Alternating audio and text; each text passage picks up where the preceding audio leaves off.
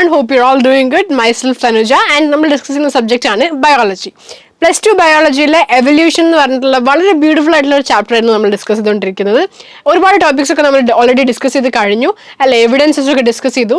And നമ്മൾ എത്തി നിന്നത് അഡാപ്റ്റീവ് റേഡിയേഷൻ എന്ന് പറഞ്ഞ ടോപ്പിക്കിലായിരുന്നു കഴിഞ്ഞ വീഡിയോനകത്ത്. അഡാപ്റ്റീവ് റേഡിയേഷനും നമ്മൾ കംപ്ലീറ്റ് ചെയ്തു, റൈറ്റ്? അപ്പോൾ നമുക്ക് കംപ്ലീറ്റ് ഇനി എടുക്കാനുള്ള അടുത്ത ടോപ്പിക് എന്ന് പറയുന്നത് ബയോളജിക്കൽ എവല്യൂഷൻ ആണ്. സംഭവമൊന്നുമില്ല, ഇനി വേണ്ട അധികം ടോപ്പിക്സ് ഒന്നും ഇല്ല കേട്ടോ. ഞാൻ ഇപ്പോഴേ പറഞ്ഞുതരാം. ബയോളജിക്കൽ എവല്യൂഷൻ ഉണ്ട്, പിന്നെ മെക്കാനിസം ഓഫ് എവല്യൂഷൻ ഉണ്ട്. ഇത് രണ്ടും അറിയാവുന്ന കാര്യങ്ങളാണ്. ഓക്കെ, ജസ്റ്റ് ഒന്ന് പറഞ്ഞു പോകേണ്ട കാര്യങ്ങളേ ഉള്ളൂ. പിന്നെ ഹാർഡി വെയിൻബർഗ് പ്രിൻസിപ്പിൾ ഉണ്ട്. കഴിഞ്ഞ വീഡിയോ അവസാനിക്കുമ്പോൾ ഞാൻ പറഞ്ഞിട്ടുണ്ടായിരുന്നു, ഹാർഡി വെയിൻബർഗ് പ്രിൻസിപ്പിൾ വളരെ ഇമ്പോർട്ടൻ്റ് ആണ്. അത് നിങ്ങൾക്ക് ഒരുപാട് തവണ ചോദിച്ചിട്ടുണ്ട്, നിങ്ങൾക്ക് ഇനിയും ചോദിക്കും. അപ്പോൾ അതുകൊണ്ട് എന്തായാലും നിങ്ങൾ പഠിക്കാൻ വേണ്ടി നിങ്ങൾ വരണം എന്ന് ഞാൻ പറഞ്ഞിട്ടുണ്ടായിരുന്നു.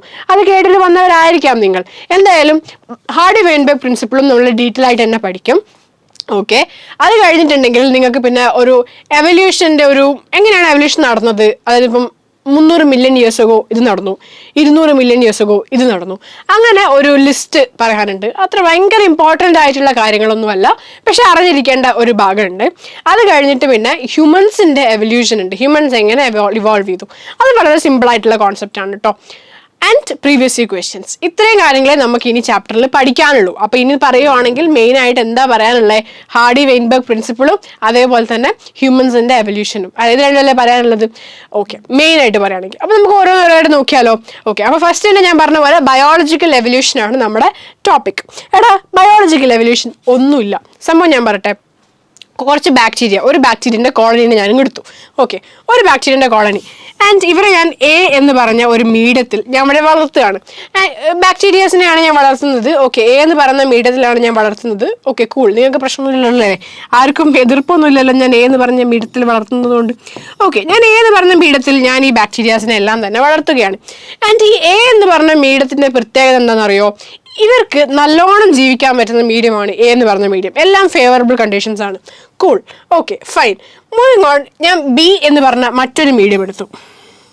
ഇത് ബി എന്ന് പറഞ്ഞ മറ്റൊരു മീഡിയമാണ്. ഈ മീഡിയത്തിലും ഞാൻ ഇതേ ബാക്ടീരിയാസിനെ വളർത്തി. ഓക്കെ, സെയിം ബാക്ടീരിയാസിനെ ഞാൻ ബി എന്ന് പറഞ്ഞ മീഡിയത്തിലും വളർത്തി. പക്ഷേ ബി എന്ന് പറഞ്ഞ മീഡിയത്തിൽ ഇവരിൽ ചെറിയ വ്യത്യാസമുണ്ട്. ഇതിൽ ചെറിയ ചേഞ്ചസ് ഒക്കെ ഞാൻ വരുത്തിയിട്ടുണ്ട്. അതായത് ഇവിടെ എല്ലാം ഫേവറബിൾ കണ്ടീഷൻസ് ആയിരുന്നു, ഇവിടെ അങ്ങനെയല്ല. ചിലത് ഫേവറബിൾ ആണ്, ചിലത് ഫേവറബിൾ അല്ല. ഓക്കെ, രണ്ട് ടൈപ്പ് കണ്ടീഷൻസും ഉണ്ട്. ഈ ഫേവറബിൾ അല്ലാത്ത കണ്ടീഷൻ എന്തോ ആവട്ടെ, അതിനെ ഓവർകം ചെയ്ത്, അതിനെ തരണം ചെയ്ത് സർവൈവ് ചെയ്യാൻ കഴിയുന്നവർ ഈ ഗ്രൂപ്പിൽ തീർച്ചയായിട്ടും ഉണ്ടാവും. ഓക്കെ, അങ്ങനെയുള്ളവർ സർവൈവ് ചെയ്യും. അല്ലാതെ ഈ എന്തെങ്കിലും ഒരു ത്രെറ്റ് വന്നാൽ, അല്ലെങ്കിൽ എന്തെങ്കിലും ഒരു ചാലഞ്ചിങ് കണ്ടീഷൻ വന്നാൽ, അല്ലെങ്കിൽ എന്തെങ്കിലും ഒരു അൺഫേവറബിൾ കണ്ടീഷൻ വന്നാൽ അതിന് തരണം ചെയ്യാൻ കഴിയാത്തവർ എന്ത് ചെയ്യും, അവർ മരിച്ചു പോവും എന്നുള്ളതാണ്. അപ്പം ഇതിൽ കുറച്ച് പേര് എന്തായാലും അങ്ങനെ ഉണ്ടാവും, അവർ മരിച്ചു പോവും. ബാക്കിയുള്ളവർ എന്ത് ചെയ്യും, ബാക്കിയുള്ളവർ സർവൈവ് ചെയ്യും. അല്ലേ? ഇതാണ് ബേസിക്കലി ബയോളജിക്കൽ എവല്യൂഷൻ. അതായത് നേച്ചർ എന്ത് ചെയ്യും, എന്തെങ്കിലുമൊക്കെ കണ്ടീഷൻസ് അങ്ങ് മാറ്റി കൊടുക്കും. ഓക്കെ, ഈ കണ്ടീഷൻ ഇവിടെ മാറ്റി കൊടുത്തത് ഞാനല്ലേ? അല്ലേ? ഈ ഒരു വ്യത്യാസം, അതായത് കുറച്ച് ബാക്ടീരിയാസ് മരിക്കുന്ന ഈ ഒരു സംഭവം ഒരു ബാക്ടീരിയൻ്റെ കേസിൽ നമുക്ക് വിത്തിൻ ഡേയ്സ് തന്നെ നമുക്കിത് ഒബ്സർവ് ചെയ്യാം. നമുക്ക് കണ്ണുകൊണ്ട് ഒബ്സർവ് ചെയ്യാൻ പറ്റുന്ന കാര്യങ്ങളാണ് ഇപ്പോൾ ഞാനിവിടെ കാണിച്ചിട്ടുള്ളത്. ഇതൊരു ഫിഷ് അല്ലെങ്കിൽ ഒരു അക്വാറിയം അല്ലെങ്കിൽ ഒരു ഫിഷ് ബൗളിലാണ് നമ്മൾ ഈ എക്സ്പെരിമെൻറ്റ് ചെയ്യുന്നുണ്ടെങ്കിൽ കുറച്ചും കൂടെ ടൈം എടുക്കും. ഓക്കെ, ഇങ്ങനെ നിങ്ങൾക്കൊരു മരണം അല്ലെങ്കിൽ അങ്ങനത്തെ ഒരു സംഭവം നിങ്ങൾക്ക് ഒബ്സർവ് ചെയ്യണമെങ്കിൽ കുറച്ചും കൂടെ ടൈം എടുക്കും. ഓക്കെ, ഇത് നമ്മൾ ചെയ്യുമ്പോഴുള്ള പരിപാടിയാണ്. നേച്ചറിന് ഇതേ പരിപാടി ചെയ്തുവിടാം. നമുക്കിതൊരു ബാക്ടീരിയൽ ഒരു കോളനിയിൽ നമുക്കിത് ചെയ്യാൻ പറ്റുന്നുണ്ടെങ്കിൽ, ഇത്രയും വലിയൊരു നമ്മളൊരു കോളനി തന്നെ ബാക്ടീരിയ പോലെ, അല്ലെ? നമ്മളുടെ മേലെയും അല്ലെങ്കിൽ ഈ ലോകത്തുള്ള എല്ലാ ഓർഗാനിസത്തിൻ്റെ മേലെയും നേച്ചറിന് ഈ പരിപാടി ചെയ്തുവിടാം. നേച്ചറിന് കണ്ടീഷൻസ് തോന്നുന്ന പോലെ മാറ്റിക്കൂടെ? ആൻഡ് ആ കണ്ടീഷൻസ് സർവൈവ് ചെയ്യാൻ പറ്റുന്നവരല്ലേ, ഓവർകം ചെയ്യാൻ പറ്റുന്നവരല്ലേ സർവൈവ് ചെയ്യുള്ളൂ, അല്ലാതെ ഒരു മരിച്ചു പോകത്തില്ലേ? ഇതല്ലടാ സർവൈവൽ ഓഫ് ദ ഫിറ്റസ്റ്റ്, ഇതല്ലടാ നേച്ചറൽ സെലക്ഷൻ. ഇത് തന്നെയാണ് ബയോളജിക്കൽ എവല്യൂഷൻ പറയുന്നത്. അപ്പോൾ കോളനി ഓഫ് ബാക്ടീരിയ നമ്മൾ പറഞ്ഞു ഏത് പറഞ്ഞ മീഡിയം, പിന്നെ എക്ക് മാറ്റം വരുന്നു.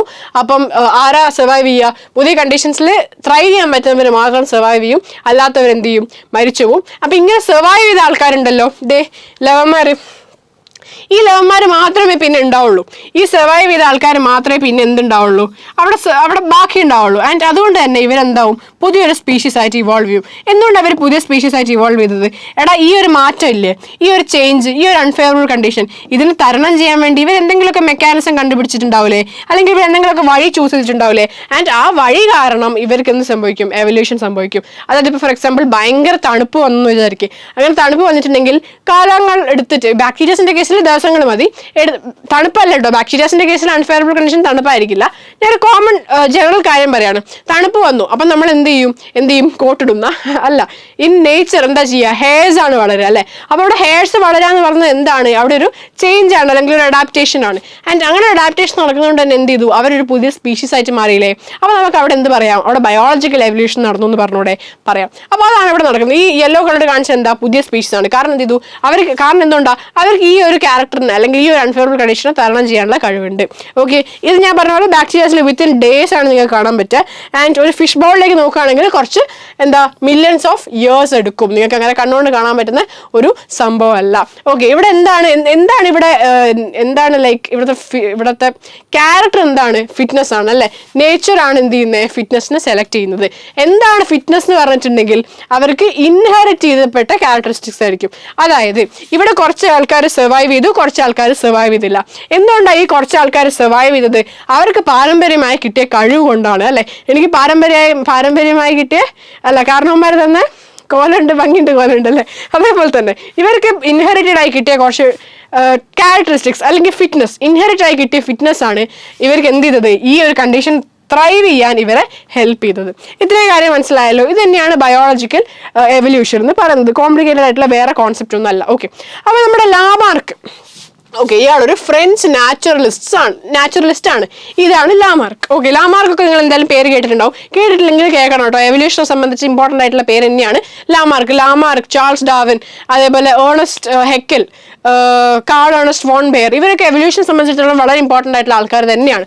അപ്പോൾ ലാമാർക്ക് ഒരു ഫ്രഞ്ച് നാച്ചുറലിസ്റ്റ് ആയിരുന്നു. അപ്പോൾ ലാമാർക്ക് എന്താ പറഞ്ഞത്, എവല്യൂഷൻ നടക്കുന്നുണ്ട്, പക്ഷെ എങ്ങനെയാണ് നടന്നത്, driven by use and disuse of organs. അതായത് ഒരു ഓർഗാനിസം ഉണ്ടായിരുന്നു. ഓക്കെ, ആ ഓർഗാനിസത്തിന് 2 കാലും 4 കൈയും ഉണ്ടായിരുന്നു. ഓക്കെ, 2 കാലും 4 കൈയും ഉണ്ടായിരുന്നു ആ ഓർഗാനിസത്തിന്. പക്ഷേ ആ ഓർഗാനിസത്തിൻ്റെ ഈ 2 കൈകളുണ്ടല്ലോ, ഈ 2 കൈ അല്ലേ വേണ്ട, ഈ 2 ഫുൾ കൈകളുണ്ടല്ലോ, കൈകൾ ഓർഗാനിസത്തിന് ആവശ്യമേ ഇല്ല. ഓർഗാനിസത്തിന് കാല് മാത്രം മതി. അതായത് ആ ഓർഗാനിസത്തിന് ജീവിക്കാൻ ബേസിക്കലി കാലുകൾ മാത്രം മതി. കൈകളെ കൊണ്ട് ഒരു ഉപയോഗവും ആ ഓർഗാനിസത്തിനില്ല. അപ്പം മില്യൺസ് ഓഫ് ഇയേഴ്സ് കഴിഞ്ഞാൽ സ്വാഭാവികമായിട്ടും അവിടെ പല കാരണങ്ങൾ കൊണ്ട് അവിടെ എവല്യൂഷൻ നടക്കും. അങ്ങനെ എവല്യൂഷൻ നടന്നിട്ട് ഈ ഓർഗാനിസത്തിന് വേണ്ടാത്ത കൈകൾ എന്ന് പറയുന്ന സാധനം ഓർഗാനിസം ഇല്ലാണ്ടാവും. അപ്പം ഇത് ഒരു സ്പീഷീസ് ആയിരിക്കും, സ്പീഷീസ് 1 ആണെങ്കിൽ ഇത് ആരായിരിക്കും, ഇത് സ്പീഷീസ് 2. മനസ്സിലായി? ഇത് വേറെ തന്നെ സ്പീഷീസ് ആണ്, പക്ഷേ ഇതിൽ നിന്ന് ഇവോൾവ് ചെയ്ത് വന്നതാണ്. കാരണം ഇതിൻ്റെ ആവശ്യമില്ല. അപ്പോൾ ഇവിടെ എന്താ സംഭവിച്ചു, ഈ കൈ എന്ന് പറഞ്ഞ ഈ ഓർഗൻ്റെ ഡിസ്യൂസ് അല്ലേ നടന്നത്, യൂസ് ഇല്ലാണ്ടായി, ഡിസ്യൂസ് അല്ലേ നടന്നത്. എവല്യൂഷൻ നടന്നു. അല്ലെങ്കിൽ ഇങ്ങനെയും ആവാം, എന്ത്, ഒരു ഓർഗാനിസം ഉണ്ട്, ഇതേ ഓർഗാനിസം ആയിക്കോട്ടെ, ഈ ഓർഗാനിസത്തിന് 4 കൈകളുള്ള ഓർഗാനിസം തന്നെയാണ്. പക്ഷേ ഈ ഓർഗാനിസത്തിന് ജീവിക്കണമെങ്കിൽ ഈ ഓർഗാനിസത്തിന് എന്താ പറയുക, 2 കാലുകൾ പോരാ, 4 കാലുകൾ വേണമെന്ന് വിചാരിക്കും. അപ്പോൾ സ്വാഭാവികമായിട്ടും മില്യൺസ് ഓഫ് ഇയേഴ്സ് കഴിയുമ്പോൾ എവല്യൂഷൻ നടന്നിട്ട് എന്ത് സംഭവിക്കും, ഈ ഓർഗാനിസത്തിന് എന്ത് സംഭവിക്കും, 4 കാലുകൾ ഉണ്ടാവും. അതേപോലെ തന്നെ 2 കൈ ഓൾറെഡി ഉള്ളത് അങ്ങനെ തന്നെ നിൽക്കും. അപ്പോൾ ഇവിടെ എവല്യൂഷൻ തന്നെയാണ് നടന്നത് അല്ല, ഇവോൾവ് ചെയ്തതാണ്. ഇത് സ്പീഷീസ് 1, ഇത് സ്പീഷീസ് 2. ഇവിടെ എന്താ വ്യത്യാസം വന്നത്, ഇവിടെ ഓർഗൻസ് യൂസ് ഉള്ളത് കൊണ്ട് പുതിയ ഓർഗൻസ് ഉണ്ടാവുകയാണ് ചെയ്തത്. എടാ, ഇതിപ്പോൾ ഞാൻ ഇതും പറഞ്ഞില്ലേ, ഇത് പറയുമ്പോൾ നിങ്ങൾക്ക് കുറച്ച് സ്റ്റുപ്പിഡായിട്ട് തോന്നിയിട്ടുണ്ടായിരുന്നില്ലേ, അന്നുള്ള ആൾക്കാർക്കും കുറച്ച് സ്റ്റുപ്പിഡായിട്ടൊക്കെ തോന്നിയിട്ടുണ്ടായിരുന്നു. ആൻഡ് ഇത് ഇങ്ങനെയല്ല നിങ്ങൾ കാണേണ്ടത്. അതായത് ഒരു ഓർഗാനിസം, ആ ഓർഗാനിസത്തിന് കൈ ഉണ്ടായി, കാലുണ്ടായി, ആ ഒരു കോൺസെപ്റ്റ് നിങ്ങൾക്ക് മനസ്സിലാൻ വേണ്ടി മാത്രം പറഞ്ഞതാണ്. ഇത് നമ്മൾ കണ്ണോട് കാണാൻ പറ്റുന്നത് അല്ല, അങ്ങനത്തെ ഒരു കോൺസെപ്റ്റ് അല്ല. ഓക്കെ, അങ്ങനത്തെ ഒരു കോൺസെപ്റ്റ് അല്ല ഇതെന്ന് പറഞ്ഞിട്ടുണ്ടെങ്കിൽ മില്യൺസ് ഓഫ് ഇയേഴ്സ് കഴിഞ്ഞിട്ട് വരുന്ന കോൺസെപ്റ്റ് ആണ്. ഓക്കെ, ലാമാർക്ക് പറഞ്ഞ എക്സാമ്പിൾ ഞാൻ കാണിച്ചു തരാം. ഇത് എൻ്റെ എക്സാമ്പിൾ ആയിരുന്നില്ലേ, ലാമാർക്ക് പറഞ്ഞത് ഞാൻ കാണിച്ചു തരാം എന്താന്ന്. ലാമാർക്ക് എന്താ പറഞ്ഞതെന്നറിയോ, നമ്മുടെ ജിറാഫിലടാ, ജിറാഫ് കാണാത്തവരുണ്ടെങ്കിൽ ഇതാണ് നമ്മുടെ ജിറാഫ്. അപ്പൊ ജിറാഫിന് നിങ്ങൾക്ക് എല്ലാവർക്കും അറിയാം നല്ല നീണ്ട കഴുത്താണ്, അല്ല നല്ല നീണ്ട നെക്കാണ് ജിറാഫിനുള്ളത്. ഓക്കെ, അപ്പൊ ലാമാർക്ക് എന്താ പറഞ്ഞതെന്നറിയോ? പണ്ട് കാലങ്ങളിൽ ജിറാഫിന് ഇത്ര നീണ്ട നെക്കില്ലായിരുന്നു. ലാമാർക്ക് പറഞ്ഞ കാര്യമാണ്, നീണ്ട നെക്കില്ലായിരുന്നു. പക്ഷെ ഇലകൾ മേലല്ലേ ഉണ്ടാവുക, മരത്തിന്റെ ഇലകൾ അറിയാലോ, ജിറാഫ് ലീവ്സ് ആണ് കഴിക്കുക. അപ്പൊ മരത്തിന്റെ ലീവ്സ് മേലല്ലേ ഉണ്ടാവുക. അപ്പൊ ജിറാഫ് ഈ ലീവ്സ് എത്തിപ്പിടിക്കാൻ വേണ്ടി ഇങ്ങനെ എന്താ പറയാ, ഇങ്ങനെ ശ്രമിച്ച് എവല്യൂഷൻ നടന്നതിനനുസരിച്ച് മില്യൺസ് ഓഫ് ഇയേഴ്സ് കഴിഞ്ഞപ്പോൾ ജിറാഫിന്റെ കഴുത്ത് നീണ്ട് എന്നാണ് ആര് പറഞ്ഞത്? ലാമാർക്ക് പറഞ്ഞത്. അപ്പൊ എന്താ, he gave the example of giraffes who in attempt to forage leaves on tall trees had to adapt by elongation of their necks. Okay, as they passed on this acquired character of elongated neck to succeeding generations, അത് ഒരു generation അടുത്ത ജനറേഷനിലേക്ക് ഈ ഒരു നീണ്ട നെക്കിന്റെ characteristic ഇങ്ങനെ പോകുന്നതിനനുസരിച്ച് giraffe slowly evolve ആയി എന്ത് സംഭവിച്ചു? ലോങ് നെക്കുള്ള ജീവികളായി മാറി എന്നാണ് ലാമാർക്ക് പറഞ്ഞത്. ഓക്കെ, ലാമാർക്കിന്റെ എവല്യൂഷന്റെ കോൺസെപ്റ്റ് ആണിത്. ബയോളജിക്കൽ എവല്യൂഷന്റെ ലാമാർക്കിന്റെ കോൺസെപ്റ്റ് ആണ് നിങ്ങളിപ്പോൾ ഈ കണ്ടുകൊണ്ടിരിക്കുന്നത്. കുറച്ച് സ്റ്റുപ്പിഡായിട്ടൊക്കെ എന്താ പറയാ തോന്നാം. അതുകൊണ്ട് തന്നെ ഇപ്പം ഈ ഒരു സംഭവം ആരും വിശ്വസിക്കുന്നില്ല കേട്ടോ. ഇങ്ങനെയാണ് നീണ്ടിട്ട് ഇങ്ങനെ ആയതാണെന്ന് വിശ്വസിക്കുന്നില്ല. പക്ഷേ what you should think is may be like ഹ്യൂമൻസിനൊക്കെ ഇങ്ങനത്തെ ഒരു സംഭവം എക്സിസ്റ്റ് ചെയ്യുന്നുണ്ടെങ്കിൽ, ഇങ്ങനത്തെ ഒരു സംഭവം ഉണ്ടായിക്കോളാം, ഇല്ല നമുക്ക് പറയാൻ പറ്റില്ലല്ലോ കേട്ടോ, ഇല്ല നമുക്ക് പറയാൻ പറ്റില്ല. അപ്പോൾ ഇങ്ങനത്തെ ഒരു കാര്യം ആക്ച്വലി ഉണ്ടെങ്കിൽ മില്യൺസ് ഓഫ് ഇയേഴ്സ് കഴിയുമ്പം ഹ്യൂമൻസിന് നഷ്ടപ്പെടുന്ന ഓർഗൻ ഏതായിരിക്കും? നിങ്ങളൊന്ന് ചിന്തിച്ച് നോക്കിയാൽ മതി അല്ലെ. ഹ്യൂമൻസിന് ഡിസ്യൂസ് കാരണം നഷ്ടപ്പെടാൻ ചാൻസ് ഉള്ള organ may be it could be hands or legs, like full hand leg പോകുന്നല്ല ഞാൻ പറഞ്ഞത്, but up to some extent അല്ലേ പോയേക്കാം. കാരണം നമ്മൾ പണ്ട് ഉപയോഗിക്കുന്ന പോലെ ഹാൻഡ്സോ ലെഗ്സോ നമുക്കിപ്പോൾ യൂസ് ചെയ്യേണ്ടി വരുന്നുണ്ടോ? പണ്ട് നമ്മൾ നടന്നിട്ടായിരുന്നു പോവുക എവിടേക്ക് പോകണമെങ്കിലും. ഇപ്പം നമുക്ക് വണ്ടി ഇല്ലടാ, നമ്മൾ വണ്ടിനകത്തല്ലേ പോകുന്നത്. ആൻഡ് ഇപ്പം പല കാറിലാണെങ്കിലും അത്യാവശ്യം നല്ല എക്സ്പെൻസീവ് ആയിട്ടുള്ള കാർസ് ഒക്കെ ഉണ്ടെങ്കിൽ ഓട്ടോമാറ്റിക് ആണ്. ഓട്ടോമാറ്റിക് ഇൻ ദ സെൻസ് നമുക്ക് കൺട്രോൾ പോലും ചെയ്യേണ്ട, you just have to sit inside it and it will take you wherever you want go. Right. അപ്പം നമുക്ക് ഒരുപാട് പെർസ്പെക്റ്റീവ് നമ്മൾ ചിന്തിക്കുകയാണെങ്കിൽ നമ്മുടെ കാലുകളുടെയും കൈകളുടെയും ആവശ്യം നമുക്ക് കുറഞ്ഞു. അപ്പം മേ ബി കാലുകളും കൈകളും മുഴുവനായിട്ട് നഷ്ടപ്പെടുമായിരിക്കില്ല, പക്ഷെ നമുക്ക് ചിലപ്പോൾ സൈസ് ചെറുതാവാൻ ചാൻസ് ഉണ്ട്. അതായത് ഇനി വരുന്ന ഹ്യൂമൻസ് ചിലപ്പം ഡ്വാഫസത്തിലേക്ക് പോകാനൊരു ചാൻസ് ഉണ്ട്. ഇത്ര ഹൈറ്റും ഇത്ര എന്താ പറയുക ലെങ്ത്തും ഇല്ലാതെ, ഇത്ര ഹൈറ്റ് ഇല്ലാതെ ഡ്വാഫ്സ് ആയിട്ട് മാറാൻ ഹ്യൂമൻസ് അങ്ങനെ മാറാൻ ചാൻസ് ഉണ്ട്. I read this in article. Okay, it's just A theory guys, relax, it's just A theory, but it could happen. Okay, നിങ്ങൾ കാണുന്ന, നിങ്ങൾ വിചാരിക്കുന്നത് 20-30 വർഷത്തിലല്ല, മില്യൺസ് ഓഫ് ഇയേഴ്സ് അല്ലെങ്കിൽ ഒരുപാട് വർഷങ്ങൾ കഴിയുമ്പം നിങ്ങൾക്ക് എന്ത് സംഭവിക്കാം? ഹ്യൂമൻസ് അന്നും ഉണ്ടെങ്കിൽ, ഒബ്വിയസ്ലി ഉണ്ടെങ്കിൽ സ്വാഭാവികമായിട്ട് എന്തായിരിക്കും? ചിലപ്പം ഡ്വാഫിസത്തിലേക്ക് മാറാൻ ചാൻസ് ഉണ്ട്, ക്യാരക്ടറിസ്റ്റിക്സ് മാറാൻ ചാൻസ് ഉണ്ട്. അപ്പോൾ പിന്നെ അവർ ഹ്യൂമൻസ് ആയിരിക്കത്തില്ല, അവരെ വേറെ എന്തെങ്കിലും പേരിട്ടിട്ടായിരിക്കും വിളിക്കുന്നത്, അവരെ വേറെ എന്തെങ്കിലും സ്പീഷീസ് ആവാനും ചാൻസ് ഉണ്ട്. മനസ്സിലായോ? സംഭവം കത്തിയോ? ഇതാണ് എന്ത് ബയോളജിക്കൽ എവല്യൂഷൻ വരുന്നത്. ഭയങ്കര കോംപ്ലിക്കേറ്റഡ് ആയിട്ടുള്ള ടോപ്പിക് ഒന്നും തന്നെയല്ല. അടുത്ത ടോപ്പിക് എന്താണ്? Mechanism of evolution. ഞാൻ പറഞ്ഞു 6.6 ആണ്, വളരെ സിമ്പിൾ ആയ ടോപ്പിക്കാണ്. ഇതും വളരെ ചെറിയ ടോപ്പിക് തന്നെയാണ്. ഇതും എന്താണ് മെക്കാനിസം ഓഫ് എവല്യൂഷനിൽ പറയുന്നത്? സംഭവം ഒന്നുമില്ല. ഈ പറഞ്ഞ സ്പീസിയേഷൻ, അതായത് ഈ ഒരു സ്പീഷീസിൽ നിന്ന് ഇങ്ങനെ ഒരു സ്പീഷീസിൽ നിന്ന് അടുത്ത സ്പീഷീസിലേക്ക് ഇങ്ങനെ പോകുന്ന ആ ഒരു സംഭവമാണ് സ്പീസിയേഷൻ അല്ലെങ്കിൽ എവല്യൂഷൻ. ആ ഒരു എവല്യൂഷൻ അല്ലെങ്കിൽ സ്പീഷിയേഷൻ ശരിക്കും എങ്ങനെയാണ് നടക്കുന്നത്?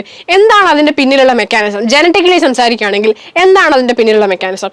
നിങ്ങൾക്ക് ജനറ്റിക്സ് എന്നൊരു ചാപ്റ്റർ പഠിക്കാനുണ്ട്, യൂണിറ്റ് പഠിക്കാനുണ്ട് അല്ലെ, principles of variation and inheritance, അല്ല molecular basis of variation and ഇൻഹെറിറ്റൻസും പ്രിൻസിപ്പിൾസും നിങ്ങൾക്ക് പഠിക്കാനുണ്ട്. 2 ചാപ്റ്റർ 2 യൂണിറ്റ് നിങ്ങൾക്ക് ജെനറ്റിക്സ് പഠിക്കാനുണ്ട് അല്ലേ.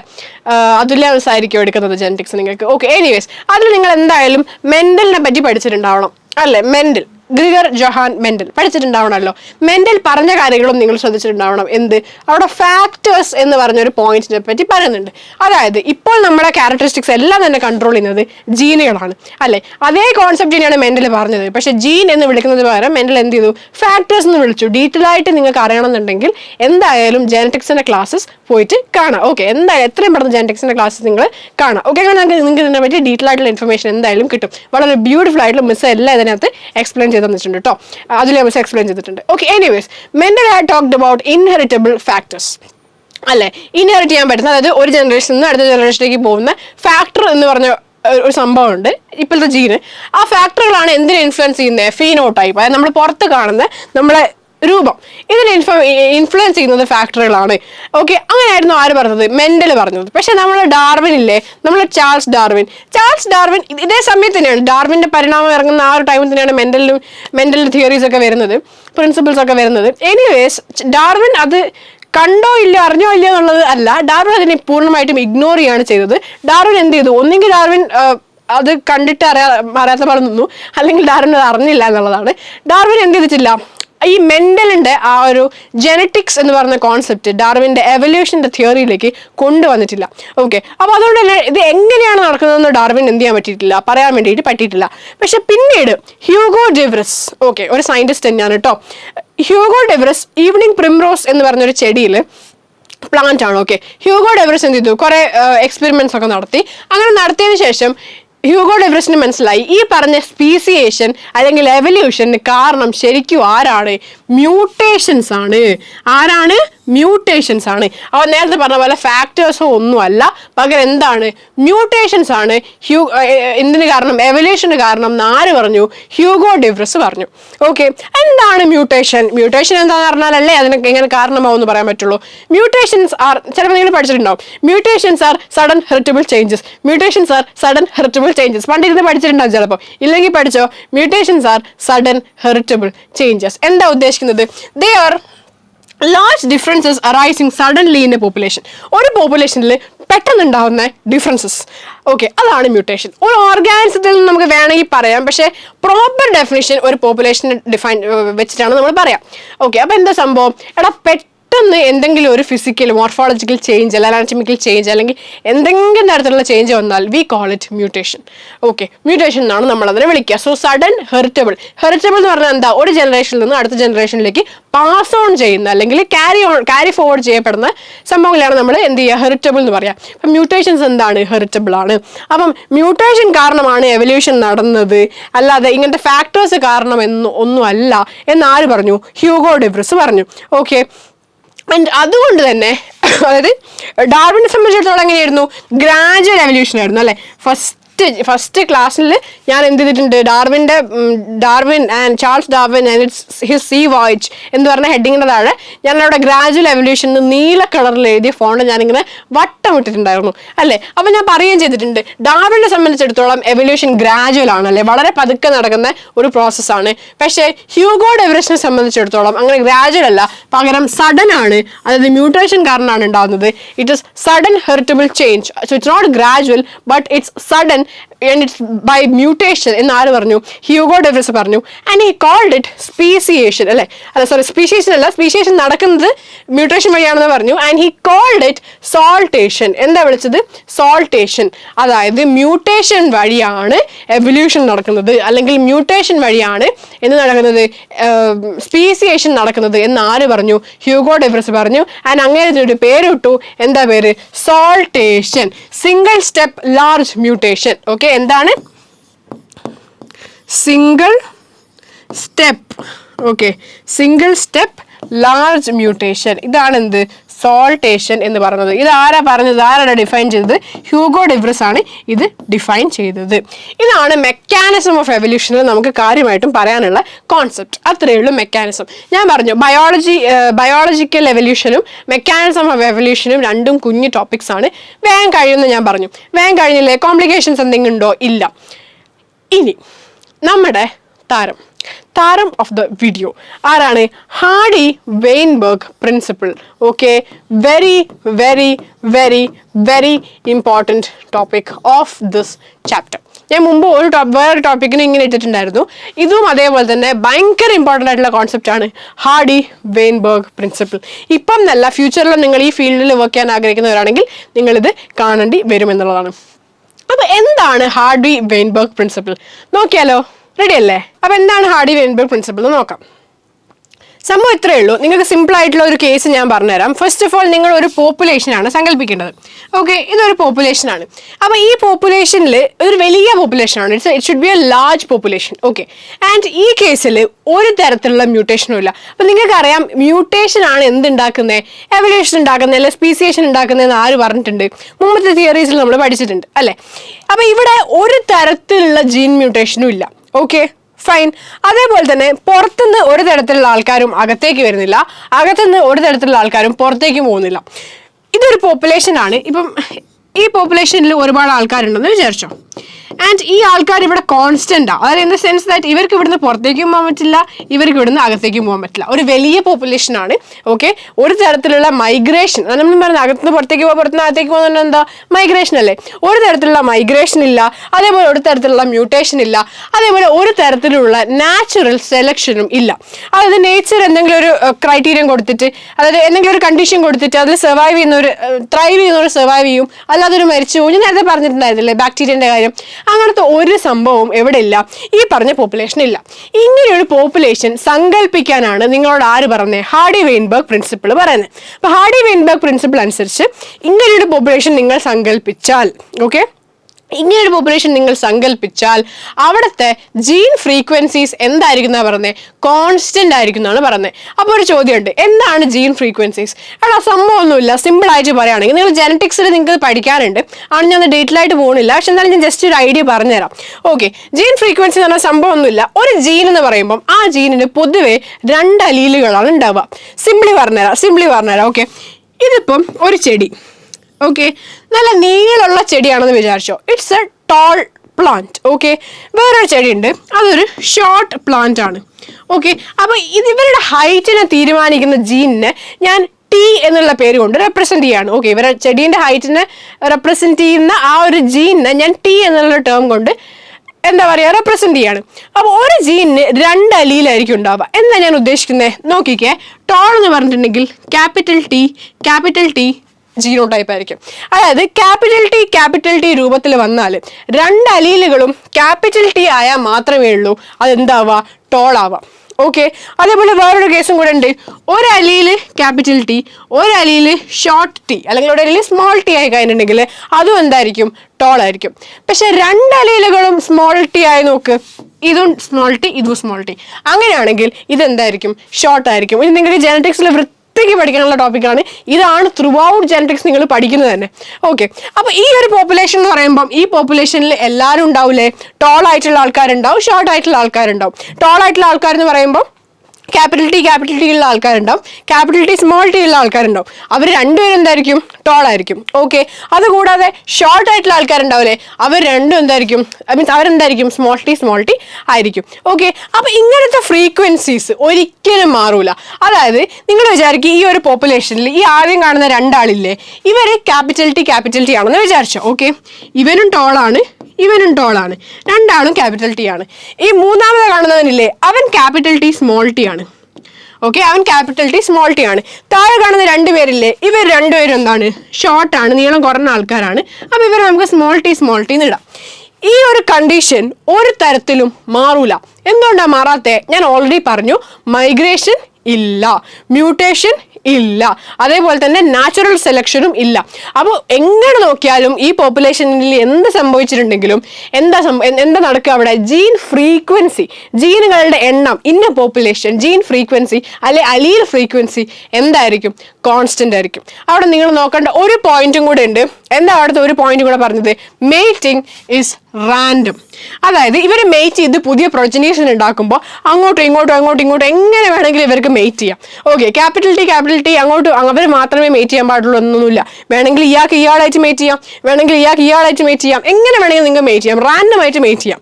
ഓക്കെ, അതാണ് കണ്ടീഷൻസ്. അപ്പോൾ എന്താണ് ഹാർഡി വെയിൻബർഗ് പ്രിൻസിപ്പിൾ പറയുന്നത്? ഇത് എന്തിനാണ് ഞാനിപ്പോൾ എവല്യൂഷനിൽ പറയുന്നത്, അത് ഞാൻ പറഞ്ഞുതരാം. ഓക്കെ, ആദ്യം ഹാർഡി വെയിൻബർഗ് പ്രിൻസിപ്പിൾ എന്ത് ചെയ്യുക, തലയിൽ കയറ്റാം.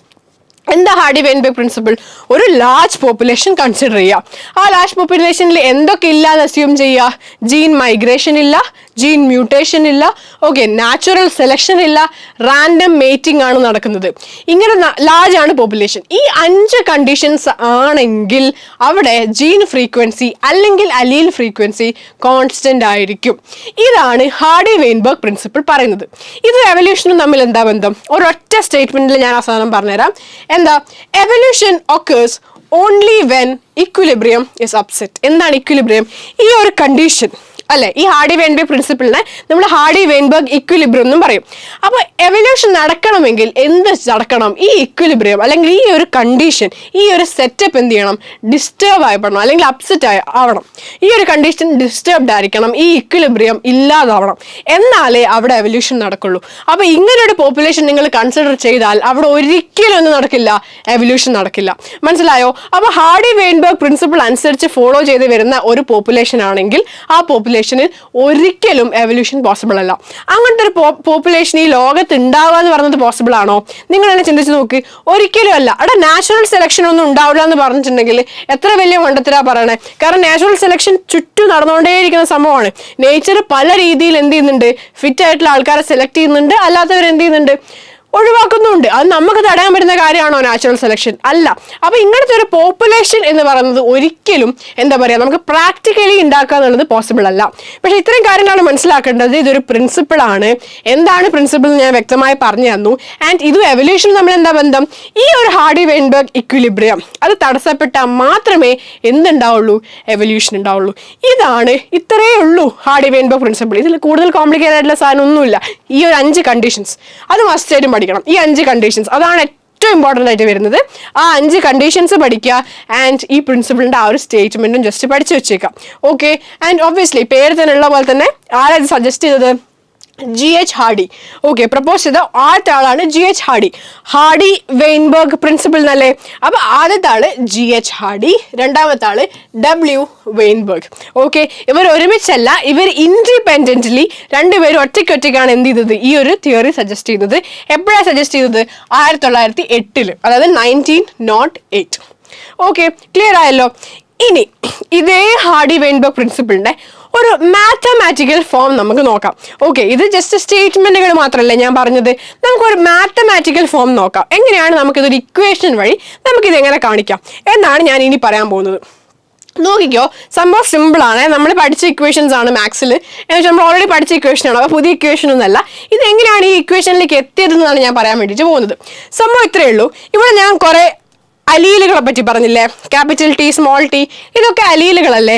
ഞാൻ ഒരു കാര്യം കൂടെ പറഞ്ഞില്ലേ? ഇവിടുത്തെ അലീൽ ഫ്രീക്വൻസി അല്ലെങ്കിൽ ജീൻ ഫ്രീക്വൻസി കോൺസ്റ്റന്റ് ആയിരിക്കും എന്ന് ഞാൻ പറഞ്ഞില്ലേ? അപ്പൊ എന്താണ് മാത്തമാറ്റിക്കൽ ഇക്വേഷനിലേക്ക് വരുമ്പോൾ എന്താ സംഭവിക്കുന്നതെന്ന് അറിയോ? ഈ അലീൽ ഫ്രീക്വൻസി ഇല്ലേ, അതിനെ ഞാൻ 1 എന്ന് കണക്കാക്കാണ്. അതായത് എല്ലാ അലീൽ ഫ്രീക്വൻസിനെയും കൂടെ കൂട്ടിക്കഴിഞ്ഞിട്ടുണ്ടെങ്കിൽ മൊത്തമായിട്ട് എന്ത് കിട്ടണം? 1 കിട്ടണം. 1 ഒരു കോൺസ്റ്റന്റ് നമ്പർ അല്ലേ? അപ്പൊ നമ്മൾ ഹാർഡി-വെയിൻബെർഗ് പ്രിൻസിപ്പിൾ സാറ്റിസ്ഫൈ ആയില്ലേ? അലീലിക് ഫ്രീക്വൻസീസ് എല്ലാം എന്തായിരിക്കണം? 1 ആയിരിക്കണം. അതിന്റെ sum. Okay, sum total of all the allelic frequencies is 1. ഈ ഒരു അസംഷന്റെ മേലെയാണ് നമ്മൾ എന്ത് ചെയ്യുന്നത്? മാത്തമാറ്റിക്കൽ ഇക്വേഷൻ ഫോർമുലേറ്റ് ചെയ്യുന്നത്. അപ്പൊ നമുക്ക് നോക്കാം. സംഭവം എന്താ? ഇൻഡിവിജ്വൽ ഫ്രീക്വൻസീസ് പറഞ്ഞേരെ. അതായത് ഇയാളുടെ ഫ്രീക്വൻസി, ഇയാളുടെ ഫ്രീക്വൻസി, ഇയാളുടെ ഫ്രീക്വൻസി, ഇവർ ഓരോരുത്തരുടെ ഇൻഡിവിജ്വൽ ആയിട്ട് ഒറ്റയ്ക്ക് ഇവർ അലീലിക് ഫ്രീക്വൻസി നോക്കിയിട്ടുണ്ടെങ്കിൽ ഒന്നാവണമെന്ന് ഒരു നിർബന്ധവും. ഓക്കെ, ഒന്നാവണമെന്ന് ഒരു നിർബന്ധമില്ല. 1 ആയിരിക്കണം എന്ന് ഒരു നിർബന്ധമില്ല. പക്ഷെ ഈ പോപ്പുലേഷനിലുള്ള എല്ലാവരുടെയും അലീലിക് ഫ്രീക്വൻസീസ് ഒരുമിച്ച് കൂട്ടി നോക്കിയിട്ടുണ്ടെങ്കിൽ അതെന്താണ്? 1 ആണ്. അത്രേ പറഞ്ഞിട്ടുള്ളൂ. ഹാർഡി-വെയിൻബെർഗ് പ്രിൻസിപ്പിൾ മാത്തമാറ്റിക്കൽ ഫോർമുലേഷനിൽ അത്രേ പറയുന്നുള്ളൂ. എന്ത്? ഇൻഡിവിജ്വൽ ഫ്രീക്വൻസീസ് ഒന്നാവാം, ഒന്നല്ലാതിരിക്കാം, എന്ത് വേണമെങ്കിൽ ആവാം. പക്ഷെ അതെല്ലാം കൂടെ കൂട്ടിയാൽ എന്തായിരിക്കും? 1 ആയിരിക്കും. അപ്പോൾ നമുക്ക് നോക്കാം. തൽക്കാലത്തേക്ക് ഇൻഡിവിജ്വൽ ഫ്രീക്വൻസീസിന് നമുക്ക് P എന്നൂടാം, Q എന്നൂടാം. 2 അലീലുകൾ അല്ലടാ ഉള്ളത്. അതായത് ക്യാപിറ്റൽ ടി ടി എന്ന് പറയുന്ന അലീൽ ഉണ്ടാവാം, അല്ലെങ്കിൽ സ്മോൾ ടി അല്ലേ? അപ്പൊ 2 അലീലുകളല്ലേ ഉള്ളത്? ക്യാപിറ്റൽ ടിയും ഉണ്ട്, സ്മോൾ ടിയും ഉണ്ട്. ശരിയല്ലേ? ഈ ക്യാപിറ്റൽ ടീന്റെ അലീലിക് ഫ്രീക്വൻസിനെ ഞാൻ P എന്നുള്ള ലെറ്റർ കൊണ്ട് റെപ്രസെന്റ് ചെയ്യുന്നു. എനിക്ക് മാത്സിലെ ഫോർമുലയല്ലേ ഉണ്ടാക്കേണ്ടത്. അപ്പോൾ സ്വാഭാവികമായിട്ടും ലെറ്റേഴ്സ് വേണം. ഈ ആൾജിബ്രയിലൊക്കെ എക്സും വൈയും ഒക്കെ ഇല്ലേ? അതേപോലെ P. ഓക്കെ, ക്യാപിറ്റൽ ടി എന്ന് പറഞ്ഞിട്ടുണ്ടെങ്കിൽ ഞാൻ P എന്ന് പറഞ്ഞ് റെപ്രസെന്റ് ചെയ്യുന്നു അതിന്റെ അലീലിക് ഫ്രീക്വൻസി. ഇനി സ്മോൾ ടീന്റെ ആണെങ്കിലോ ഞാൻ Q എന്ന് പറഞ്ഞ് റെപ്രസെന്റ് ചെയ്യാം. Q, small letter Q. അപ്പൊ ഇതാണ് എന്റെ റെപ്രസെന്റേഷൻ. എന്താണ് എന്റെ റെപ്രസെന്റേഷൻ? ഒന്ന് ക്യാപിറ്റൽ ടി ആണെങ്കിൽ P എന്നുള്ള ലെറ്ററും സ്മോൾ ടി ആണെങ്കിൽ Q എന്നുള്ള ലെറ്ററും കൊണ്ട് ഞാൻ റെപ്രസെന്റ് ചെയ്തു. എന്ത്? ഇൻഡിവിജ്വൽ അലീലിക് ഫ്രീക്വൻസീസ് ആണ് റെപ്രസെന്റ് ചെയ്യുന്നത്. അങ്ങനെയാണെങ്കിൽ ഇവർ പറയുന്ന ഇക്വേഷൻ എന്താണെന്നറിയോ? P² plus 2PQ plus Q² is equal to 1. അതായത് അലീലിക് ഫ്രീക്വൻസികളുടെ സം. നോക്കിക്കേ, ഞാൻ ഇവിടെ വൃത്തിക്ക് എഴുതി കാണിച്ചു തരാം. ശ്രദ്ധിച്ചാൽ മാത്രം മതി കേട്ടോ. ഒന്ന് ശ്രദ്ധിച്ച സംഭവം കിട്ടും, ഇല്ലെങ്കിൽ ജന്മത്ത് കിട്ടത്തില്ല. നോക്കിക്കോ, ക്യാപിറ്റൽ ടി ഓക്കെ, വേണമെങ്കിൽ ഇങ്ങനെ ആയിക്കോട്ടെടാ, വേണമെങ്കിൽ ഇങ്ങനെ ആവാം, അല്ലെങ്കിൽ എങ്ങനെയാവാം, ക്യാപിറ്റൽ ടി സ്മോൾ ടി, ഇങ്ങനെ ആയിക്കൂടെ, ഇങ്ങനെയും ആവാം, അല്ലെങ്കിൽ എങ്ങനെയാവാം, സ്മോൾ ടി സ്മോൾ ടി. ഇങ്ങനെ 3 ഓപ്ഷൻ അല്ലാതെ 4ാമത്തെ ഒരു ഓപ്ഷൻ പറഞ്ഞാൽ 1000 രൂപ ഇപ്പം ഞാൻ അയച്ചുതരും. കിട്ടുമോ? ഇല്ല. കാരണം എന്താ, ഇങ്ങനെ 3 ഓപ്ഷനേ പോസിബിൾ ആയിട്ടുള്ളൂ. അപ്പൊ ഇതിന് ഞാൻ എന്താ റെപ്രസെന്റ് ചെയ്തത്, പി എന്നല്ലേ റെപ്രസെന്റ് ചെയ്തത്. അപ്പം ഒന്നിൻ്റെത് പി, ഇപ്പൊ 2 ആണെങ്കിലോ പി ഇൻറ്റു പി കിട്ടിയ, പി ഇൻറ്റു പി. ഓക്കെ, ഇവിടെയോ ഒരു ക്യാപിറ്റൽ ടി ഉണ്ട്, ഒരു സ്മോൾ ടി ഉണ്ട് അല്ലേ. അപ്പൊ എങ്ങനെ റെപ്രസെന്റ് ചെയ്യാം, ഇത് പി ആണ്, സ്മോൾ ടിൻ്റെത് ക്യൂ ആണ്. അപ്പൊ പി ഇൻറ്റു ക്യൂ എന്ന് റെപ്രസെന്റ് ചെയ്താൽ തെറ്റുണ്ടോ? തെറ്റില്ല. ഇത് സ്മോൾ ടി ആണ്. അപ്പൊ രണ്ടും എന്താണ്, സ്മോൾ ക്യൂ ആയിരിക്കും അല്ലേ. അപ്പൊ ക്യൂ ഇൻറ്റു ക്യൂ ആയിരിക്കും, ശരിയല്ലേ. ഇതെന്താണ്, ഈ പി ഇൻറ്റു പീനെ നമുക്ക് എങ്ങനെ എഴുതാം, പി സ്ക്വയർ എന്ന് എഴുതി കൊടുക്കുക. പി ഇൻറ്റു പി അല്ലടാ, പി സ്ക്വയർ. പിന്നെ പി ക്യൂ ആണ് നമുക്ക് പി ക്യൂ എന്ന് തന്നെ എഴുതാം, വേറെ ഒന്നും എഴുതാൻ പറ്റത്തില്ല. ആൻഡ് ക്യൂ ഇൻറ്റു ക്യൂ നമുക്ക് എങ്ങനെ എഴുതാം, ക്യൂ സ്ക്വയർ എന്ന് എഴുതാം. ഓക്കെ, ഈ പി സ്ക്വയർ ആണ് നിങ്ങൾ ഇവിടെ കാണുന്ന പി സ്ക്വയർ, ഈ പി ക്യൂ ആണ് നിങ്ങൾ ഇവിടെ കാണുന്ന പി ക്യൂ, ഈ ക്യൂ സ്ക്വയർ ആണ് നിങ്ങൾ ഇവിടെ കാണുന്ന ക്യൂ സ്ക്വയർ. അല്ലാണ്ട് വേറെ ഒരു തരത്തിലുള്ള സംഭവം ഇതിൽ പുതുതായിട്ടില്ല. ഓക്കെ, അപ്പോൾ എന്താണ് പി സ്ക്വയർ, എന്താണ് 2pq, എന്താണ് ക്യൂ സ്ക്വയർ എന്നൊക്കെ എന്ത് ചെയ്യണം, വൃത്തിക്ക് മനസ്സിലാക്കി വെക്കണം. ഇവിടെ എന്തുകൊണ്ടാണ് ഈ 2 വന്നത് എന്നുള്ള ഡൗട്ട് ഉണ്ടാവാം. അത് ജെനറ്റിക്സിൽ മോണോ ഹൈബ്രിഡ് ക്രോസ് പറയുന്ന സമയത്ത്, ഓക്കെ, വേണമെങ്കിൽ ഞാൻ ചെറുതായിട്ടൊന്ന് എക്സ്പ്ലെയിൻ ചെയ്ത് തരാം. ഓക്കെ, മോണോ ഹൈബ്രിഡ് ക്രോസ് എനിക്ക് ഇവിടെ പറയേണ്ട ആവശ്യത്തിന് തന്നെ ഇല്ല, നിങ്ങൾക്ക് ജെനറ്റിക്സിൽ പഠിക്കുന്ന ടോപ്പിക്കാണ്. പക്ഷെ ജസ്റ്റ് ഞാനൊന്ന് പറഞ്ഞുതരാം കേട്ടോ, ആ ഒരു റേഷ്യോ കാണിക്കാൻ വേണ്ടി മാത്രമാണ് ഞാനതിപ്പോൾ ഇവിടെ പറയുന്ന, റേഷ്യോ കാണിക്കാൻ വേണ്ടി മാത്രമാണ്. നിങ്ങൾക്ക് ജെനറ്റിക്സിൽ പഠിക്കുന്ന ടോപ്പിക്കാണ് കേട്ടോ. ജസ്റ്റ് ഇമാജിൻ ഒരു ക്യാപിറ്റൽ ടീനെയും ഒരു സ്മോൾ ടീനെയും ഞാൻ എന്ത് ചെയ്യാണ്, അല്ലെങ്കിൽ വേണ്ട അത്ര ഡെപ്തിൽ നിങ്ങൾക്ക് പോകണ്ട, വെറുതെ കൺഫ്യൂഷൻ ആവും. ഞാനില്ലേ 2 ആൾക്കാരെടുത്ത് ക്രോസ് ചെയ്യാൻ പോവാണ്, മേറ്റ് ചെയ്യാൻ പോവാണ്. നമ്മൾ പറഞ്ഞിട്ടില്ലായിരുന്നോ റാൻഡം മേറ്റിംഗ് പറ്റുമെന്ന്. നോക്കിക്കോ, ക്യാപിറ്റൽ ടി സ്മോൾ ടി ഒരു ടോൾ ആയിട്ടുള്ള ആളാണ്, ക്യാപിറ്റൽ ടി സ്മോൾ ടി ഇത് മറ്റൊരു ടോൾ ആയിട്ടുള്ള ആളാണ്. ഇവരെ ഞാൻ അങ്ങോട്ടും ഇങ്ങോട്ടും ക്രോസ് ചെയ്യണേ. അപ്പോൾ ക്രോസ് ചെയ്യുമ്പോൾ എന്താ സംഭവിക്കുന്ന അറിയോ, നിങ്ങൾ കണ്ടോ, നിങ്ങൾക്ക് ജെനറ്റിക്സിൽ പഠിക്കാനുള്ളതാണ്, അതുകൊണ്ട് ഞാനിത് കൂടുതൽ എക്സ്പ്ലെയിൻ ചെയ്യത്തില്ല. അപ്പം മനസ്സിലായില്ലെങ്കിലും പ്രശ്നമില്ല. ഞാൻ ഈ 2 ഇവിടെ എങ്ങനെ വന്നു എന്ന് കൺഫ്യൂഷനുള്ള ആൾക്കാരുണ്ടാവും, അവർക്ക് വേണ്ടിയിട്ടാണ് പറയുന്നത്. അല്ലാത്തവർ വിട്ടേര്, ഇതിങ്ങനെ ബൈഹാർട്ട് പഠിച്ചേര്, സീനില്ല, ഇക്വേഷൻ ആണ്. പക്ഷെ അതെങ്ങനെ വന്നു എന്ന് അറിയേണ്ടവരാണെങ്കിൽ ഇങ്ങോട്ട് നോക്കിയാൽ മതി. അപ്പോൾ ക്യാപിറ്റൽ ടി ഉണ്ട്, സ്മോൾ ടി ഉണ്ട്, ക്യാപിറ്റൽ ടി ഉണ്ട്, സ്മോൾ ടി ഉണ്ട്. ഓക്കെ, ഇത് ഞാൻ ഇവരെ ക്രോസ് ചെയ്യാണ്, കാരണം ഇവർ മേറ്റ് ചെയ്യാണല്ലോ ചെയ്യുന്നത്. ഓക്കെ, ഞാൻ വരയ്ക്കുന്നത് നിങ്ങൾ ശ്രദ്ധിച്ചാൽ മതിയേ. ഇങ്ങനെയാണ് എന്ത് ചെയ്യുക, ക്രോസ് ചെയ്യുമ്പം വരിക, ഇങ്ങനെയാണ് സംഭവം വരിക. ഓക്കെ, അപ്പൊ ക്യാപിറ്റൽ ടി ഒരാളെ ഉണ്ടാവുള്ളൂ. ഈ ക്യാപിറ്റൽ ടി സ്മോൾ ടി അങ്ങനെ ആരുണ്ടാവും, 2 ആൾക്കാരുണ്ടാവും. ഓക്കെ, അതായത് 2 ആൾക്കാരുണ്ടാവും. ആൻഡ് സ്മോൾ ടി ഒരാളെ ഉണ്ടാവുള്ളൂ. അപ്പോൾ ബേസിക്കലി ഇവർ റേഷ്യോ നമ്മൾ പറയുകയാണെങ്കിൽ എങ്ങനെയാണ് റേഷ്യോ വരിക, 1:2:1 എന്നാണ് റേഷ്യോ വരിക. ഓക്കെ, അതുകൊണ്ടാണ് ഇവിടെ ഈ 2 വന്നത്. ഓക്കെ, ഇവിടെ ടെക്നിക്കലി ഒരു 1 ഉണ്ട്, ആ 1 നമ്മൾ എഴുതാത്തതാണ്. അപ്പോൾ 1:2:1 എന്നാണ് റേഷ്യോ വരിക. അത്രയേ ഉള്ളൂ സംഭവം. ഇങ്ങനെയാണ് 2 വന്നത്. ഇപ്പൊ കത്തിയല്ലോ. അപ്പോൾ P square plus 2pq plus Q square ആണ് എന്ത്, ഈസ് ഈക്വൽ ടു 1 ആണ് എന്ത്, ഹാർഡി-വെയിൻബർഗ് പ്രിൻസിപ്പിളിന്റെ മാത്തമാറ്റിക്കൽ ഫോർമുലേഷൻ. എടാ ഇതൊന്ന് നോക്കിക്കേ, a square plus 2ab plus B square എന്തായിരുന്നു അത്, എന്താ a plus B whole square അല്ലേ, അതാണ് ഇവിടെ കൊടുത്തിട്ടുള്ളത്. a plus B whole square is equal to 1. ഒന്നുമില്ല, നിങ്ങൾ ഓൾജിബ്ര, ഓക്കെ, ഓൾജിബ്രയിലുള്ള ഇക്വേഷൻ ആണ്, ബേസിക് ഇക്വേഷൻ ആണ്, a plus B whole square a minus B whole square അല്ലേ.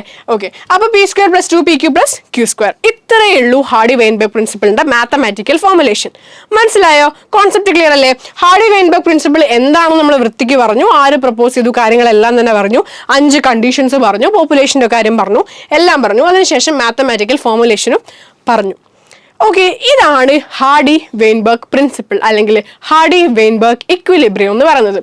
ഇതിന് ഒരു ഫിഗറും കൂടെ ഉണ്ട്, നിങ്ങളുടെ NCERT തന്നെ കാണുന്ന ഫിഗറാണ്. ഓക്കെ, ഈ ഫിഗറും കൂടെ നിങ്ങൾ എന്ത് ചെയ്യണം, മനസ്സിലാക്കി വെക്കണം. സംഭവമൊന്നുമില്ല, ഹാർഡി-വെയിൻബർഗ് പ്രിൻസിപ്പിളിന്റെ വ്യത്യാസങ്ങളാണ് കാണിക്കുന്നത്. അതായത് ഹാർഡി-വെയിൻബർഗ് ഇക്വിലിബ്രിയത്തിൽ നിൽക്കുമ്പം എന്തായിരിക്കും ഒരു ഗ്രാഫ് നമ്മൾ പ്ലോട്ട് ചെയ്താലുള്ള സിറ്റുവേഷൻ, അവിടെ നിന്ന് മാറ്റം വന്നിട്ടുണ്ടെങ്കിൽ എന്തായിരിക്കും, ആ ഇക്വിലിബ്രിയം അപ്സെറ്റ് ആയാൽ എന്തായിരിക്കും സിറ്റുവേഷൻ. ഇതാണ് ഈ ഗ്രാഫിൽ ടെക്നിക്കലി കാണിക്കുന്നത്. ഈ ഒരു ഗ്രാഫിന്റെ കൂടുതൽ എക്സ്പ്ലനേഷൻ ഞാൻ കുറച്ച് സ്ലൈഡ്സ് കഴിഞ്ഞിട്ട് തരാം കേട്ടോ, കാരണം ഇത് മനസ്സിലാക്കുന്നതിന് മുന്നേ നിങ്ങൾക്ക് വേറെ കുറച്ച് ടോപ്പിക്സ് മനസ്സിലാക്കാൻ വേണ്ടിയിട്ടുണ്ട്, അത് ഞാൻ പറഞ്ഞുതരാം. സംഭവം ഇത്രയേ ഉള്ളൂ, ഹാർഡി-വെയിൻബർഗ് പ്രിൻസിപ്പിളിനെ എഫക്ട് ചെയ്യുന്ന കുറച്ച് ഫാക്ടേഴ്സ് ആണ്. അതായത് ഒരു ഇക്വിലിബ്രിയം അല്ലേ, ഇത് ഒരു സെറ്റപ്പ് അല്ലേ, ഒരു പ്രിൻസിപ്പിൾ അല്ലേ, ഒരു ഇക്വിലിബ്രിയം അല്ലേ. അപ്പോൾ ഇതിനെ ഡിസ്റ്റർബ് ചെയ്യാൻ പറ്റുന്ന ഒരുപാട് ഫാക്ടേഴ്സ് ഉണ്ട്. എന്തൊക്കെയാ ഫാക്ടേഴ്സ് എന്നാ പറയുന്നത്? ആദ്യത്തേത് ജീൻ മൈഗ്രേഷൻ. ഞാൻ നേരത്തെ പറഞ്ഞ പോലെ തന്നെ മൈഗ്രേഷൻ, ആൾക്കാർ പുറത്തുനിന്ന് അകത്തേക്കും അകത്തുനിന്ന് പുറത്തേക്ക് വരും. ആൾക്കാർ വരുന്ന സമയത്ത് അവരോട് അവരുടെ ജീനും വരത്തില്ലേ, വരും. ജീൻ മൈഗ്രേഷൻ ഉണ്ട്, ജനറ്റിക് ഡ്രിഫ്റ്റ് ഉണ്ട്, മ്യൂട്ടേഷൻ ഉണ്ട്, ജനറ്റിക് റീകോമ്പിനേഷൻ, നാച്ചുറൽ സെലക്ഷൻ. ഇങ്ങനത്തെ 5 ഫീച്ചേഴ്സ് ആണ് അല്ലെങ്കിൽ 5 ക്യാരക്ടറിസ്റ്റിക്സ് ആണ് ഹാർഡി വെയിൻബെർഗ് ഇക്വിലിബ്രിയത്തിന് എന്ത് ചെയ്യുന്നത്, എഫക്ട് ചെയ്യുന്നത്. ഓരോന്നും നമുക്ക് ജസ്റ്റ് ഒന്ന് സിമ്പിളായിട്ട് ഓടിച്ച് നോക്കി പോവാം. ആദ്യത്തത് ജീൻ മൈഗ്രേഷൻ ആണ്. സംഭവം ഇത്രയേ ഉള്ളൂ, ഒരു പോപ്പുലേഷനിലെ മെമ്പേഴ്സ് വേറൊരു പോപ്പുലേഷനിൽ എൻ്റർ ചെയ്യുന്ന സമയത്താണ് ഈ പറഞ്ഞ ജീൻ മൈഗ്രേഷൻ നടക്കുക. അപ്പോൾ എന്ത് സംഭവിക്കും, ഞാൻ പറഞ്ഞില്ലേ ഓൾറെഡി ഒരു പോപ്പുലേഷൻ ഉണ്ടായിരുന്നു ആൻഡ് ഈ പോപ്പുലേഷനിൽ നിന്ന് പുറത്തേക്കോ അകത്തേക്കോ ആൾക്കാർ പോകുന്നുണ്ടായിരുന്നില്ല എന്ന്. ജസ്റ്റ് വിചാരിക്കുക പുറത്തുനിന്ന് ആൾക്കാർ അകത്തേക്ക് വന്നു. ഓക്കെ, ഇവിടുന്ന് ഒരാൾ പുറത്തുനിന്ന് ഒരാൾ അയാളുടെ ജീനും കൊണ്ട് അകത്തേക്ക് വന്നു. ആൻഡ് അകത്തുള്ള ഒരാളുമായിട്ട് ഇവർ മെയ്റ്റ് ചെയ്യണമെന്ന് വിചാരിച്ചോ. അങ്ങനെ മെയ്റ്റ് ചെയ്യുകയാണെങ്കിൽ ഇയാളുടെ ജീൻ എന്ത് ചെയ്യും, ഇവർ രണ്ടുപേർക്ക് ഉണ്ടാക്കുന്ന പ്രൊജനിയിൽ, അതായത് ഇവർ രണ്ടുപേർക്കും ഉണ്ടാവുന്ന കുട്ടിയില്ലേ, ഈ കുട്ടിയിൽ 50% ജീൻ ഇവിടുന്നും വരും, 50% ജീൻ ഇവിടുന്ന് വരും. വിച്ച് മീൻസ് ഇയാളുടെ ജീൻ ഫ്രീക്വൻസി മാറിയോ, ഹാർഡി വെയിൻബെർഗ് ഇക്വിലിബ്രിയം ഡിഫറൻസ് ആയോ. കാരണം ഹാർഡി വെയിൻബെർഗ് ഇക്വിലിബ്രിയം അനുസരിച്ച് പുറത്തുനിന്ന് ഒന്നും വരാൻ പാടില്ല. ഇവിടുന്ന് പുറത്തുനിന്ന് മൈഗ്രേറ്റ് ചെയ്ത് വന്നിട്ടുണ്ട്. അതുകൊണ്ട് തന്നെ ഇവിടെ എന്ത് സംഭവിച്ചു, ഇവിടെ ഹാർഡി വെയിൻബെർഗ് ഇക്വിലിബ്രിയം എഫക്ട് ചെയ്യപ്പെട്ടു. അപ്പോൾ അതാണ് ജീൻ മൈഗ്രേഷൻ എന്ന് പറയുന്നത്. അപ്പം അങ്ങനെ വരുന്ന സമയത്ത് ഇമിഗ്രൻസ്, അതായത് പുറത്തുനിന്ന് അകത്തേക്ക് വരുന്ന ആൾക്കാരാണ് ഇമിഗ്രൻസ്. ഈ ഇമിഗ്രൻസിന്റെ അലീലുകൾ എന്ത് ചെയ്യും, ഈ ലോക്കൽ ജീൻ പൂളിൽ വന്നിട്ട് എന്ത് ചെയ്യും, എഫക്ട് ചെയ്യും, അല്ലെങ്കിൽ മിക്സപ്പ് ആയി പോകും. മനസ്സിലായോ? അപ്പോൾ അവിടെ ഹാർഡി വെയിൻബെർഗ് പ്രിൻസിപ്പിൾ എന്താവും, ഡിസ്റ്റർബ്ഡ് ആവും. ഇതാണ് ജീൻ മൈഗ്രേഷൻ എന്ന് പറയുന്നത്. അടുത്തത് വരുന്നത് എന്താ, ജനറ്റിക് ഡ്രിഫ്റ്റ് ആണ്. ജനറ്റിക് ഡ്രിഫ്റ്റ് നമ്മളെ കാറിൽ ആ ഡ്രിഫ്റ്റ് അല്ല കേട്ടോ. എന്താണ് ഇവിടെ ജനറ്റിക് ഡ്രിഫ്റ്റ് എന്ന് പറഞ്ഞാൽ, സംഭവം ഇത്രയേ ഉള്ളൂ, അലീലിക് ഫ്രീക്വൻസീസ് ഇല്ലേ, അലീലിക് ഫ്രീക്വൻസിക്ക് വരുന്ന ഡിഫറൻസ് ആണ് എവിടെ, occurring by chance in small populations. അപ്പം ഞാൻ നേരത്തെ പറഞ്ഞിട്ടുണ്ടായിരുന്നു ഹാർഡി വെയിൻബെർഗ് പ്രിൻസിപ്പിൾ എന്ന് പറയുന്ന സമയത്ത് അവിടെ ലാർജ് പോപ്പുലേഷൻ ആണ് നമ്മൾ കൺസിഡർ ചെയ്യാം. എന്തിനു വേണ്ടിയിട്ടാണ് നമ്മൾ ലാർജ് പോപ്പുലേഷൻ കൺസിഡർ ചെയ്തത്, ഈ പറഞ്ഞ ജനറ്റിക് ഡ്രിഫ്റ്റ് ഒഴിവാക്കാൻ വേണ്ടിയിട്ടാണ്. കാരണം ജനറ്റിക് ഡ്രിഫ്റ്റ് ആണ് എവിടെ നടക്കുള്ളൂ, സ്മോൾ പോപ്പുലേഷൻസിലാണ് നടക്കുക. So random changes in the allele frequency occurring by chance. Okay, എങ്ങനെ വേണമെങ്കിലും നടക്കാം. അതായത് ഇപ്പം നമ്മൾ നേരത്തെ ഒരു പോപ്പുലേഷൻ ഉണ്ട്, ഈ പോപ്പുലേഷൻ ഒരു ബഗ്സിന്റെ പോപ്പുലേഷൻ ആണ്. അപ്പോൾ ഒരാൾ വന്നിട്ട് ചവിട്ടി കഴിഞ്ഞിട്ടുണ്ടെങ്കിൽ കുറച്ച് ബഗ്സ് എന്ത് ചെയ്തു, മരിച്ചു പോയില്ലേ. അപ്പോൾ ഇത് ഇവർ എക്സ്പെക്ട് ചെയ്ത ഒരു ചേഞ്ച് ആണോ, അല്ല. പക്ഷെ ചെറിയൊരു പോപ്പുലേഷനിൽ നടക്കുന്ന ബൈ ചാൻസ് നടക്കുന്ന ഒരു അലീലിക് ചേഞ്ച്. എന്തുകൊണ്ട് അലീലിക് ചേഞ്ച് ചെയ്യണം, ഇവർ 3 പേരും മരിച്ചു പോയി കഴിഞ്ഞിട്ടുണ്ടെങ്കിൽ പിന്നെ ഇവരുടെ 3 പേരുടെ അലീലുകളും അല്ലെങ്കിൽ ഇവർ 3 പേരുടെ ജീനും ഇവിടെ ഇനി കാണൂല. അപ്പോൾ സ്വാഭാവികമായിട്ട് എന്ത് ചെയ്തു, ഹാർഡി വെയിൻബെർഗ് പ്രിൻസിപ്പിൾ ഇക്വിലിബ്രിയം നഷ്ടപ്പെട്ടു. ഇക്വിലിബ്രിയം നഷ്ടപ്പെടാതിരിക്കണമെങ്കിൽ എങ്ങനെയാണോ ഉള്ളത് അത് അങ്ങനെ തന്നെ നിലനിൽക്കണം. ഓക്കെ, അതാണ് ജനറ്റിക് ഡ്രിഫ്റ്റ് എന്ന് പറയുന്നത്. ഇത് ഡിസ്ക്രൈബ് ചെയ്ത ആളാണ് സീവോൾ റൈറ്റ്. ഓക്കെ, 1931 സീവോൾ റൈറ്റ് ഇത് ഡിസ്ക്രൈബ് ചെയ്യുന്നത്.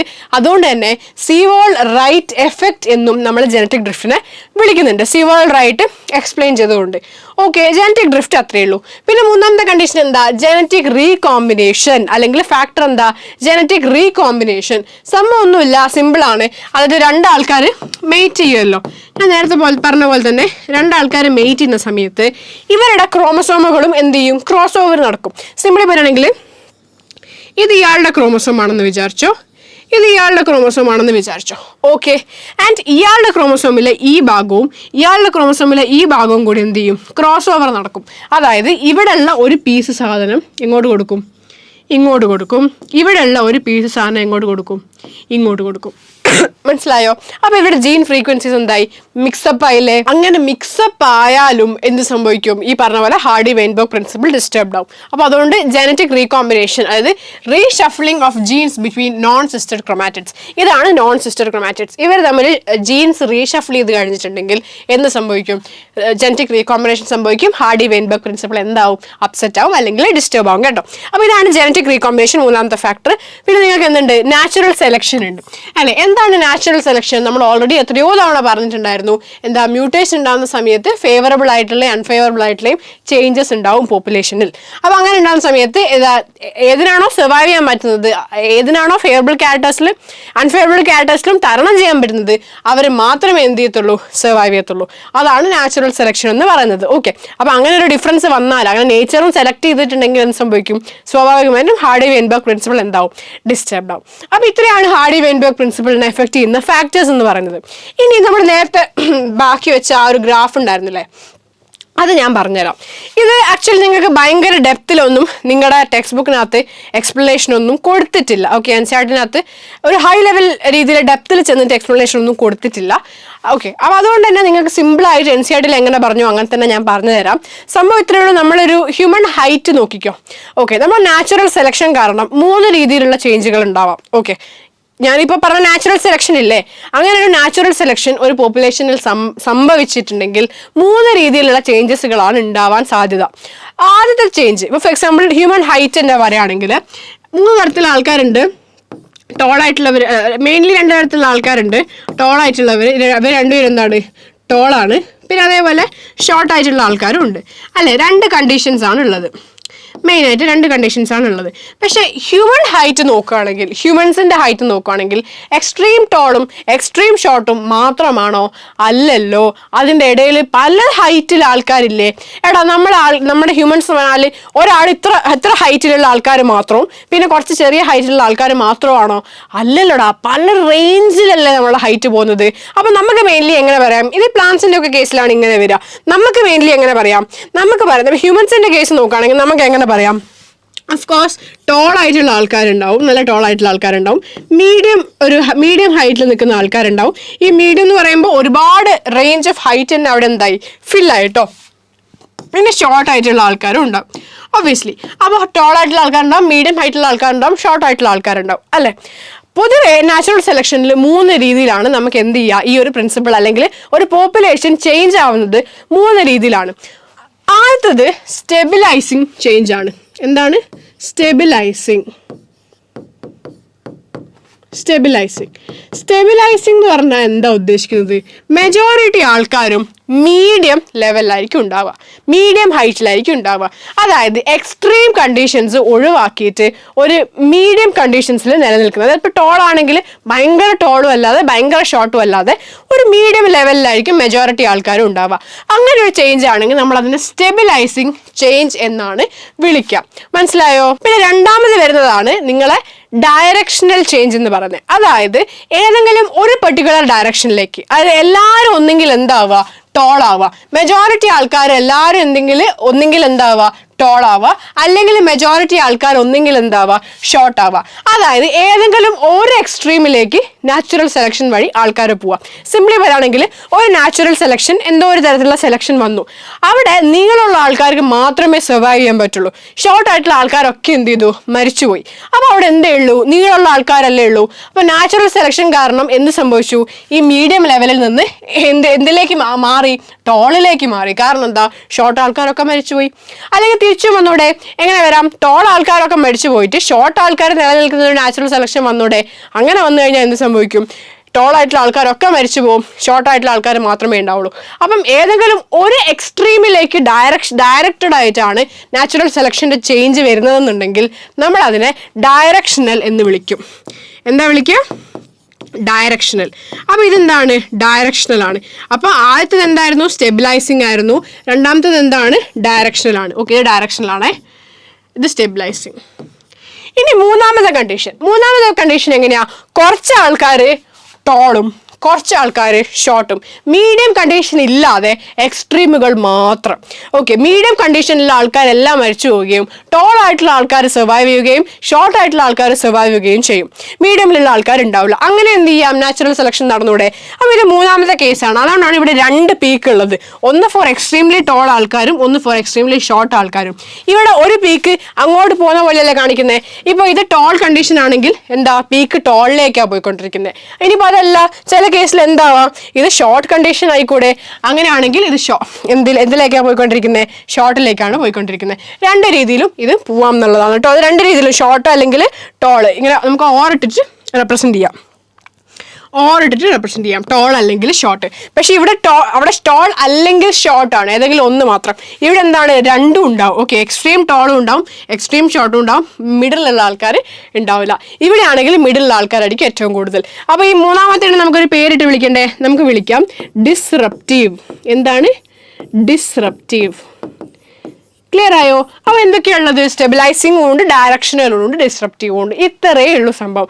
ഒരു എക്സാമ്പിളിന് വേണ്ടി മാത്രമാണ് ഞാൻ ഈ ഹ്യൂമൻ ഹൈറ്റ് പറഞ്ഞത്. ഹ്യൂമൻ ഹൈറ്റ് ഒന്നും നിങ്ങളുടെ ടെക്സ്റ്റ് ബുക്കിൽ മെൻഷൻ ചെയ്തിട്ടില്ല. സോ നിങ്ങൾ അതൊന്നും നിങ്ങൾ കണക്കാക്കേണ്ട ആവശ്യം ഇല്ല, തീർച്ചയായിട്ടും ഇല്ല. നിങ്ങൾ എന്ത് ചെയ്താൽ മതി, ഈ ഒരു പേരാണ് മെയിനായിട്ട് പഠിച്ചു വെക്കേണ്ടത്. 3 തരത്തിലുള്ള ചേഞ്ചസ് ഉണ്ടാവുമെന്ന് മനസ്സിലാക്കുക. ഡയറക്ഷണൽ, അതേപോലെ തന്നെ സ്റ്റെബിലൈസിങ് ആൻഡ് ഡിസ്റപ്റ്റീവ്. ഓക്കെ, ഇതാണ് നിങ്ങൾ മെയിനായിട്ട് മനസ്സിലാക്കേണ്ട കാര്യം. ഇത്രയും ക്ലിയർ ആയോ? ഇത്രയേ ഉള്ളൂ നമ്മൾ ഹാർഡി വെയിൻബർഗ് പ്രിൻസിപ്പിൾ. ഇതിനാണ് ഇവിടെ കിടന്ന് എന്താ ടഫാണ്, ആനയാണ് ചേനയാണെന്നൊക്കെ പറഞ്ഞുകൊണ്ടിരുന്നത്. ഇതാണോ ടഫ്? ഇതാണോ ടഫ് സാധനം വേറെ തരാൻ പറയും. ഇതെന്ത്? ഇതൊക്കെ നമുക്ക് സിമ്പിൾ, അതൊക്കെ നമ്മൾ സിമ്പിൾ ആയിട്ട് പഠിച്ചെടുത്തില്ലേ? കഴിഞ്ഞു. ഹാർഡി വെയിൻബർഗ് പ്രിൻസിപ്പിൾ കഴിഞ്ഞു. നിങ്ങളുടെ മേജർ ആയിട്ടുള്ള ഒരു ടോപ്പിക്ക് നിങ്ങൾക്ക് കഴിഞ്ഞു. ഇനി എന്താ ഫൗണ്ടർ എഫക്റ്റ് എന്ന് പറഞ്ഞ് ഒരു സംഭവമാണ്. എന്താണ് ഫൗണ്ടർ എഫക്റ്റ്? നിങ്ങൾക്ക് 2 മാർക്സിനൊക്കെ ചിലപ്പോൾ ചോദിക്കാൻ പറ്റുന്ന സാധനം കേട്ടോ. അതിൻ്റെ അപ്പുറത്തേക്കൊന്നും ഫൗണ്ടർ എഫക്റ്റ് ചോദിച്ച് കണ്ടിട്ടില്ല. ചിലപ്പോൾ 5 മാർക്കിൻ്റെ ക്വസ്റ്റ്യനിൽ സബ് ക്വസ്റ്റ്യൻ ആയിട്ട് ഫൗണ്ടർ എഫക്റ്റ് ചോദിച്ചു കണ്ടിട്ടുണ്ട്. എന്തായാലും അത്രേ ഉള്ളൂ, ഒരു ചെറിയൊരു ഡെഫിനേഷൻ, അത്രേ നിങ്ങൾക്ക് പഠിക്കാനുള്ളൂ ഫൗണ്ടർ എഫക്റ്റ്. ഇത് ആരാണ് പ്രപ്പോസ് ചെയ്തത്? മേയർ ആണ് പ്രപ്പോസ് ചെയ്തത് ഇൻ 1963. ഓക്കെ, സ്പെല്ലിംഗ് തെറ്റി വായിക്കരുത്, പ്രൊനൗൺസിയേഷൻ മേയർ എന്നാണ്. ഓക്കെ, 1963 എന്ത് ചെയ്യുന്നത്? പ്രപ്പോസ് ചെയ്യുന്നത്, ഫൗണ്ടർ എഫക്റ്റ് പ്രപ്പോസ് ചെയ്യുന്നത്. ഓക്കെ, എന്താ ഫൗണ്ടർ എഫക്റ്റ് പറയുന്നത്? When a population is established in isolation, its gene pool is not identical with that of the parental population because the founders represent only a minute sample of the parental population. എല്ലാം മനസ്സിലായി അല്ലേ? ഒന്നും മനസ്സിലായില്ലല്ലോ? പറഞ്ഞുതരാം സംഭവം ഞാൻ പറഞ്ഞുതരാം. ഇത്രയേ ഉള്ളൂ. ഒരു വലിയ പോപ്പുലേഷൻ ഉണ്ട്. ഓക്കെ, ഒരു വലിയ പോപ്പുലേഷൻ, ഒരുപാട് ഓർഗാനിസംസ് ഉള്ള ഒരു വലിയ പോപ്പുലേഷൻ. അതിൽ നിന്ന് ഒരു സാമ്പിൾ ഞാനിങ്ങ് എടുക്കുക. ജസ്റ്റ് 10 ആൾക്കാരെ ഞാനിങ്ങ് മാറ്റിയെടുക്കുക. ഓക്കെ, 1 2 3 4 5 6 7 8 9 10 ആൾക്കാരെ ഞാനിങ്ങ് മാറ്റിയെടുക്കുക. തല മാത്രമേ ഉള്ളൂ, എനിക്ക് കാലും കൈയും വരയ്ക്കാൻ വയ്യ കേട്ടോ, അതുകൊണ്ടാണ് തല മാത്രം വരയ്ക്കുന്നത്. അപ്പോൾ വലിയ പോപ്പുലേഷനിൽ നിന്ന് വെറും 10 ആൾക്കാരെ മാത്രം ഞാൻ എന്ത് ചെയ്തു, എടുത്തിട്ട് ഒരു ഐലൻഡിൻ്റെ അകത്തെടുത്തു. ഇവർക്ക് പുറത്തേക്കും പോകാൻ പറ്റില്ല, അവിടെ നിന്ന് വേറെ ആൾക്കാർക്ക് അകത്തേക്കും വരാൻ പറ്റില്ല. ഈ 10 ആൾക്കാർ മാത്രമേ ഉള്ളൂ. അപ്പോൾ ഈ 10 ആൾക്കാരെ നമ്മൾ എന്താ വിളിക്കുക എന്നറിയോ? ഫൗണ്ടേഴ്സ്. അങ്ങനെ നമ്മൾ ഇവരൊരു ഐലൻഡിൽ ഇട്ട് കഴിഞ്ഞിട്ടുണ്ടെങ്കിൽ നമ്മൾ ഇവരെ വിളിക്കുന്ന പേരാണ് ഫൗണ്ടേഴ്സ്. എന്താ വിളിക്കുക? ഫൗണ്ടേഴ്സ്. ഓക്കെ, ഫൗണ്ടർ എഫക്റ്റ് ആണ് പറയുന്നത്. അപ്പോൾ ഇവര് ഒറിജിനൽ ഒരു വലിയ പോപ്പുലേഷൻ ഉണ്ടായിരുന്നില്ലേ, ഒരു 100 ആളുള്ള പോപ്പുലേഷൻ, അല്ലെങ്കിൽ ഒരു 1000 ആളുള്ള പോപ്പുലേഷൻ, അല്ലെങ്കിൽ ഒരു 10000 ആളുള്ള പോപ്പുലേഷൻ, അതിൽ നിന്നല്ലേ നമ്മൾ ഇവരെ കൊണ്ടുവന്നത്. ഓക്കെ, ഇനി നമ്മൾ ഇവരെ ക്യാരക്ടേഴ്സ് പഠിക്കുകയാണെന്ന് വിചാരിച്ചോ. ഇവരെ ക്യാരക്ടേഴ്സ് ഒരിക്കലും ആ ഒരു പാരന്റൽ പോപ്പുലേഷനിൽ കംപ്ലീറ്റ്ലി ഐഡന്റിക്കൽ ആയിരിക്കത്തില്ല. മനസ്സിലായോ? അതാണ് ഇവിടെ പറഞ്ഞിരിക്കുന്നത്. ഐസൊലേഷനിൽ, അതായത് ഒരു പുതിയ പോപ്പുലേഷന് നമ്മൾ ഐസൊലേഷനിൽ, ഫോർ എക്സാമ്പിൾ ഐലൻഡിലൊക്കെ വളർത്തി കഴിഞ്ഞിട്ടുണ്ടെങ്കിൽ അവരുടെ ജീൻ പൂൾ എന്ന് പറയുന്നത് ഒരിക്കലും പാരന്റൽ പോപ്പുലേഷനുമായിട്ട് ഐഡന്റിക്കൽ ആയിരിക്കില്ല. നിങ്ങൾക്ക് പിക്ചർ കാണിച്ചെന്നാൽ മനസ്സിലാവും.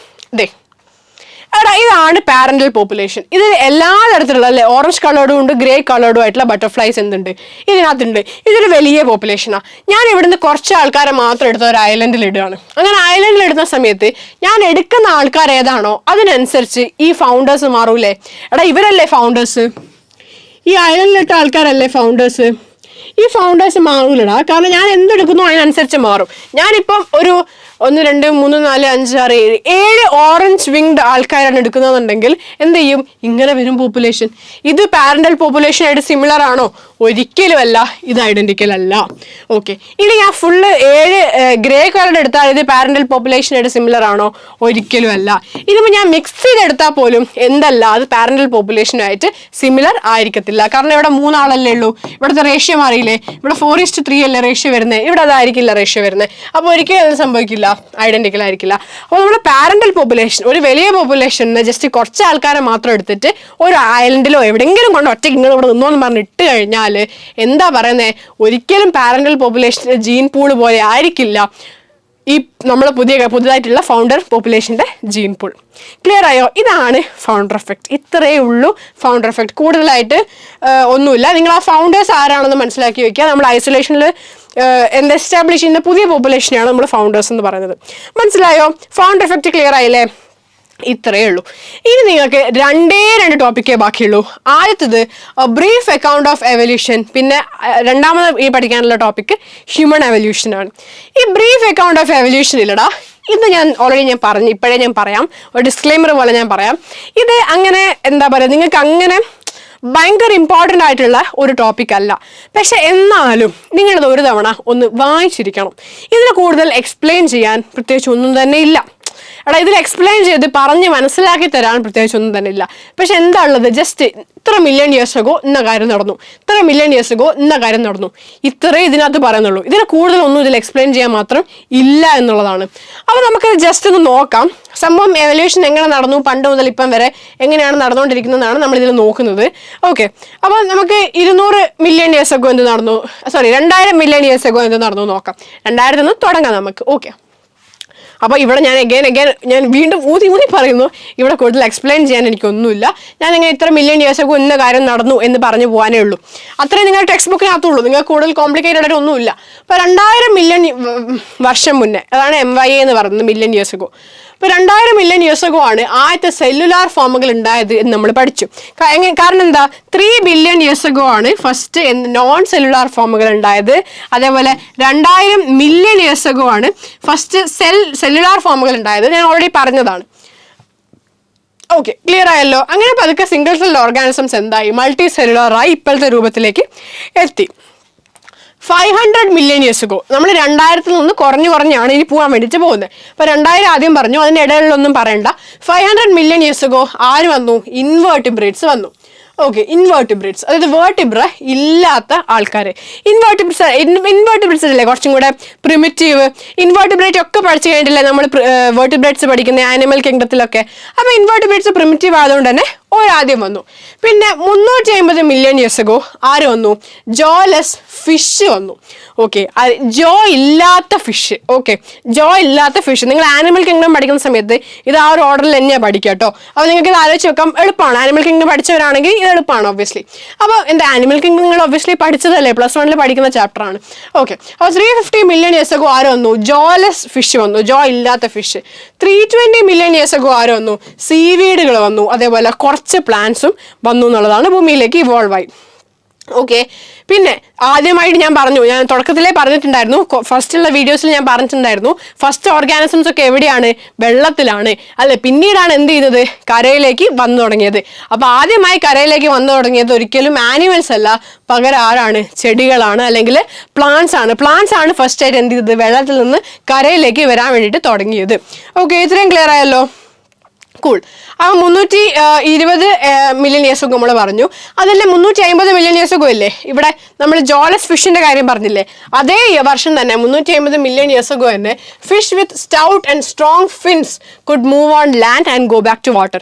അതായത് നല്ല ശക്തിയിലുള്ള ഫിൻസ് ഉള്ള ആൾക്കാർ വെള്ളത്തിൽ നിന്ന് പഠിച്ച് എവിടെ വരും, പുറത്ത് വരും. എന്നിട്ട് പുറത്തുനിന്ന് എന്ത് ചെയ്യും, തിരിച്ച് വെള്ളത്തിലേക്കും പോകും. അപ്പോൾ ആ ഒരു മൂവ്മെന്റിന്റെ രീതിയിൽ ആ ഒരു ടൈപ്പ് ഓഫ് ഫിഷസ് എപ്പോഴാണ് വന്നത്, 350 മില്യൺ ഇയേഴ്സ് അഗോ ആണ് വന്നത്.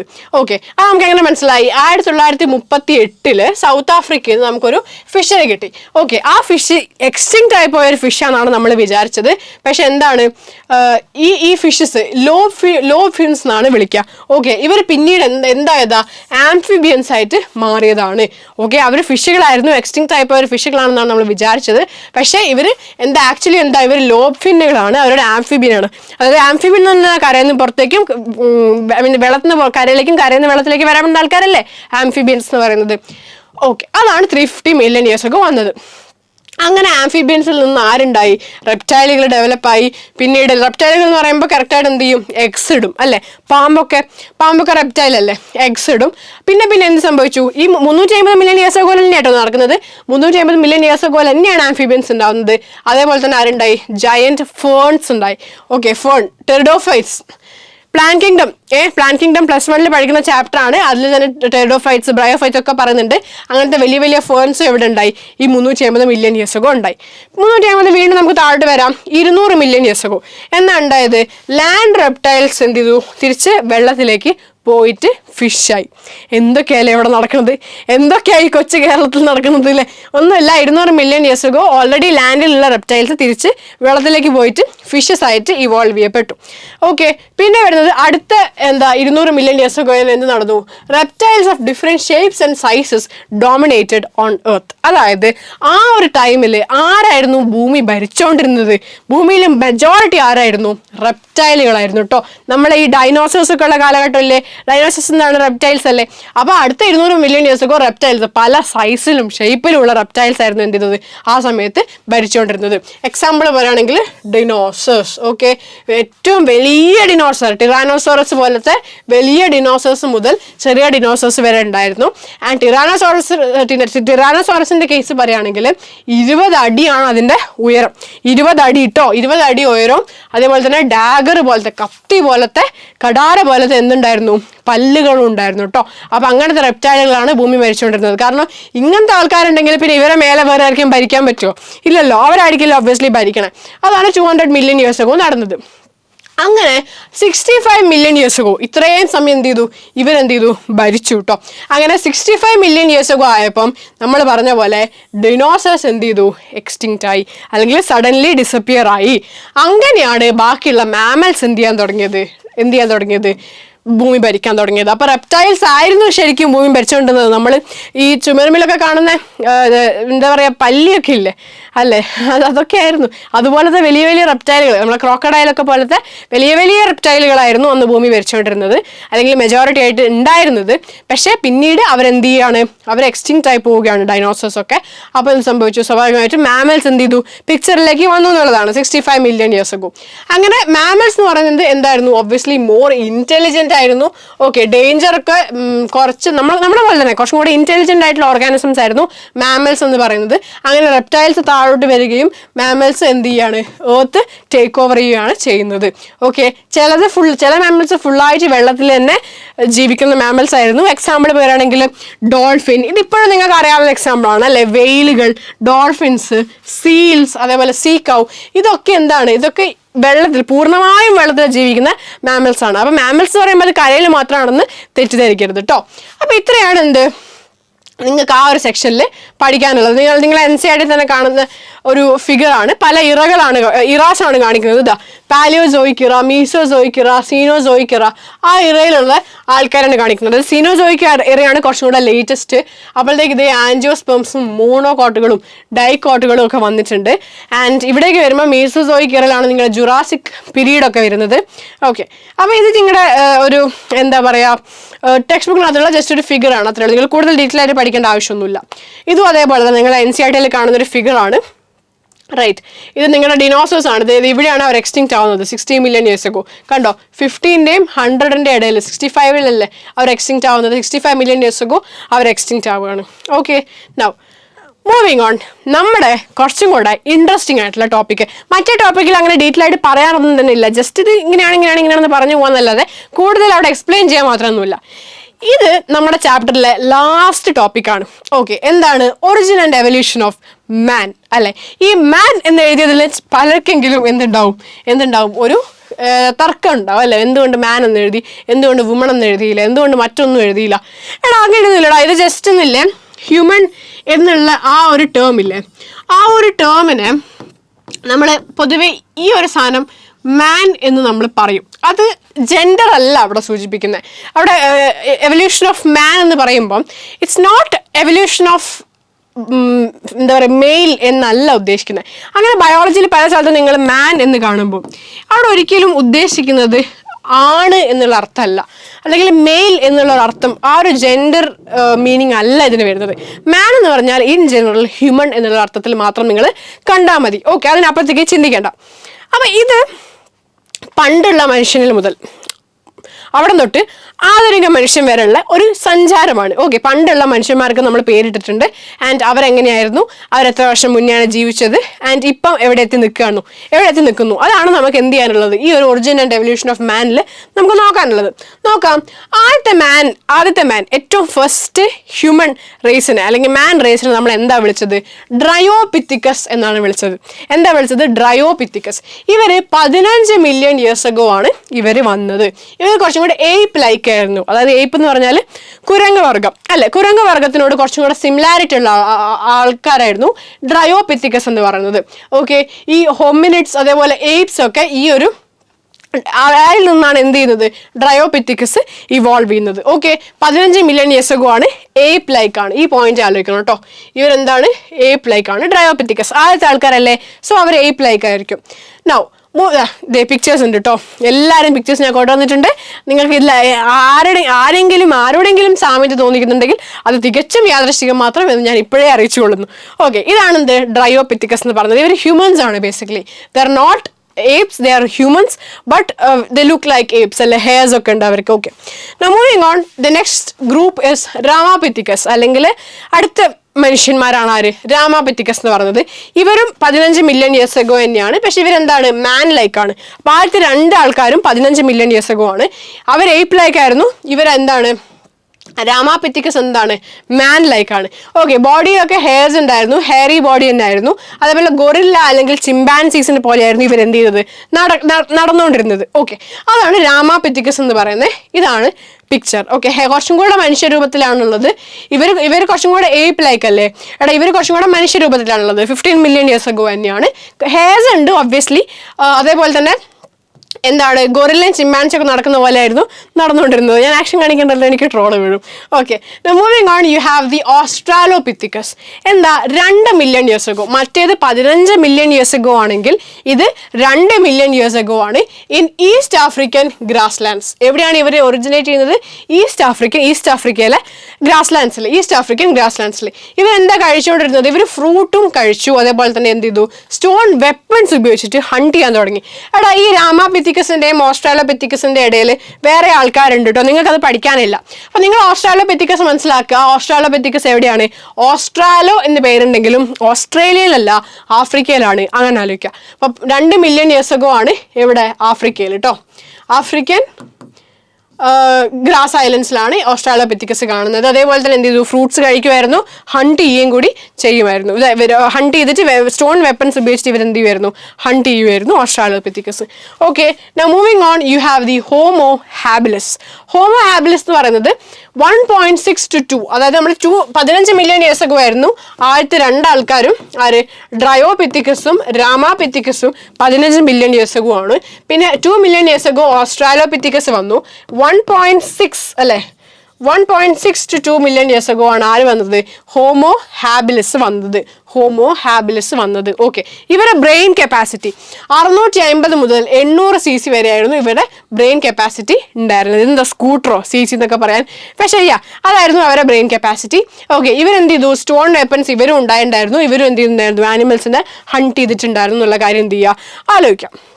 Homo habilis. അടുത്തതാണ് ഹോമോ ഇറക്ടസ്. ഓക്കെ, ഇവർ 1.5 മില്യൺ ഇയേഴ്സ് അഗോ ആണ് ഹോമോ ഇറക്ടസ് വരുന്നത്.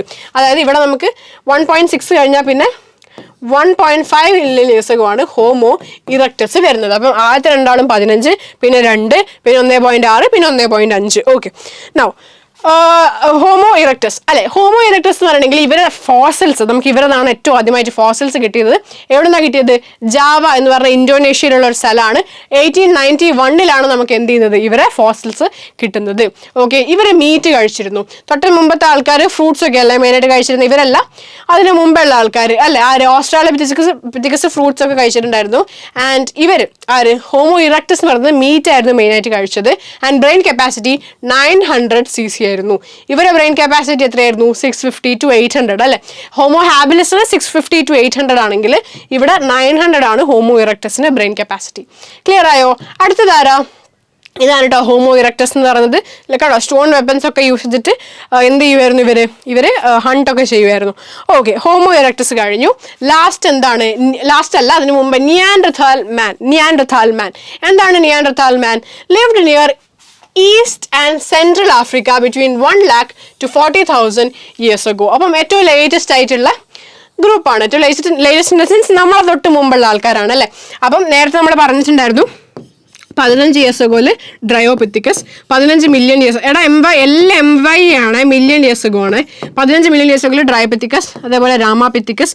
2 മില്യൺ ഇയേഴ്സ് അഗോല് ഓസ്ട്രാലോപിത്തിക്കസ്. 1.6 to 2 മില്യൺ ഇയേഴ്സ് അഗോല് ഹോമോ ഹാബിലിസ് അല്ലേ? അതേപോലെ 1.5 ഹോമോ ഇറക്ടസ്. ഇതൊക്കെ മില്യൺ ഇയേഴ്സ് അഗോ ആണ്.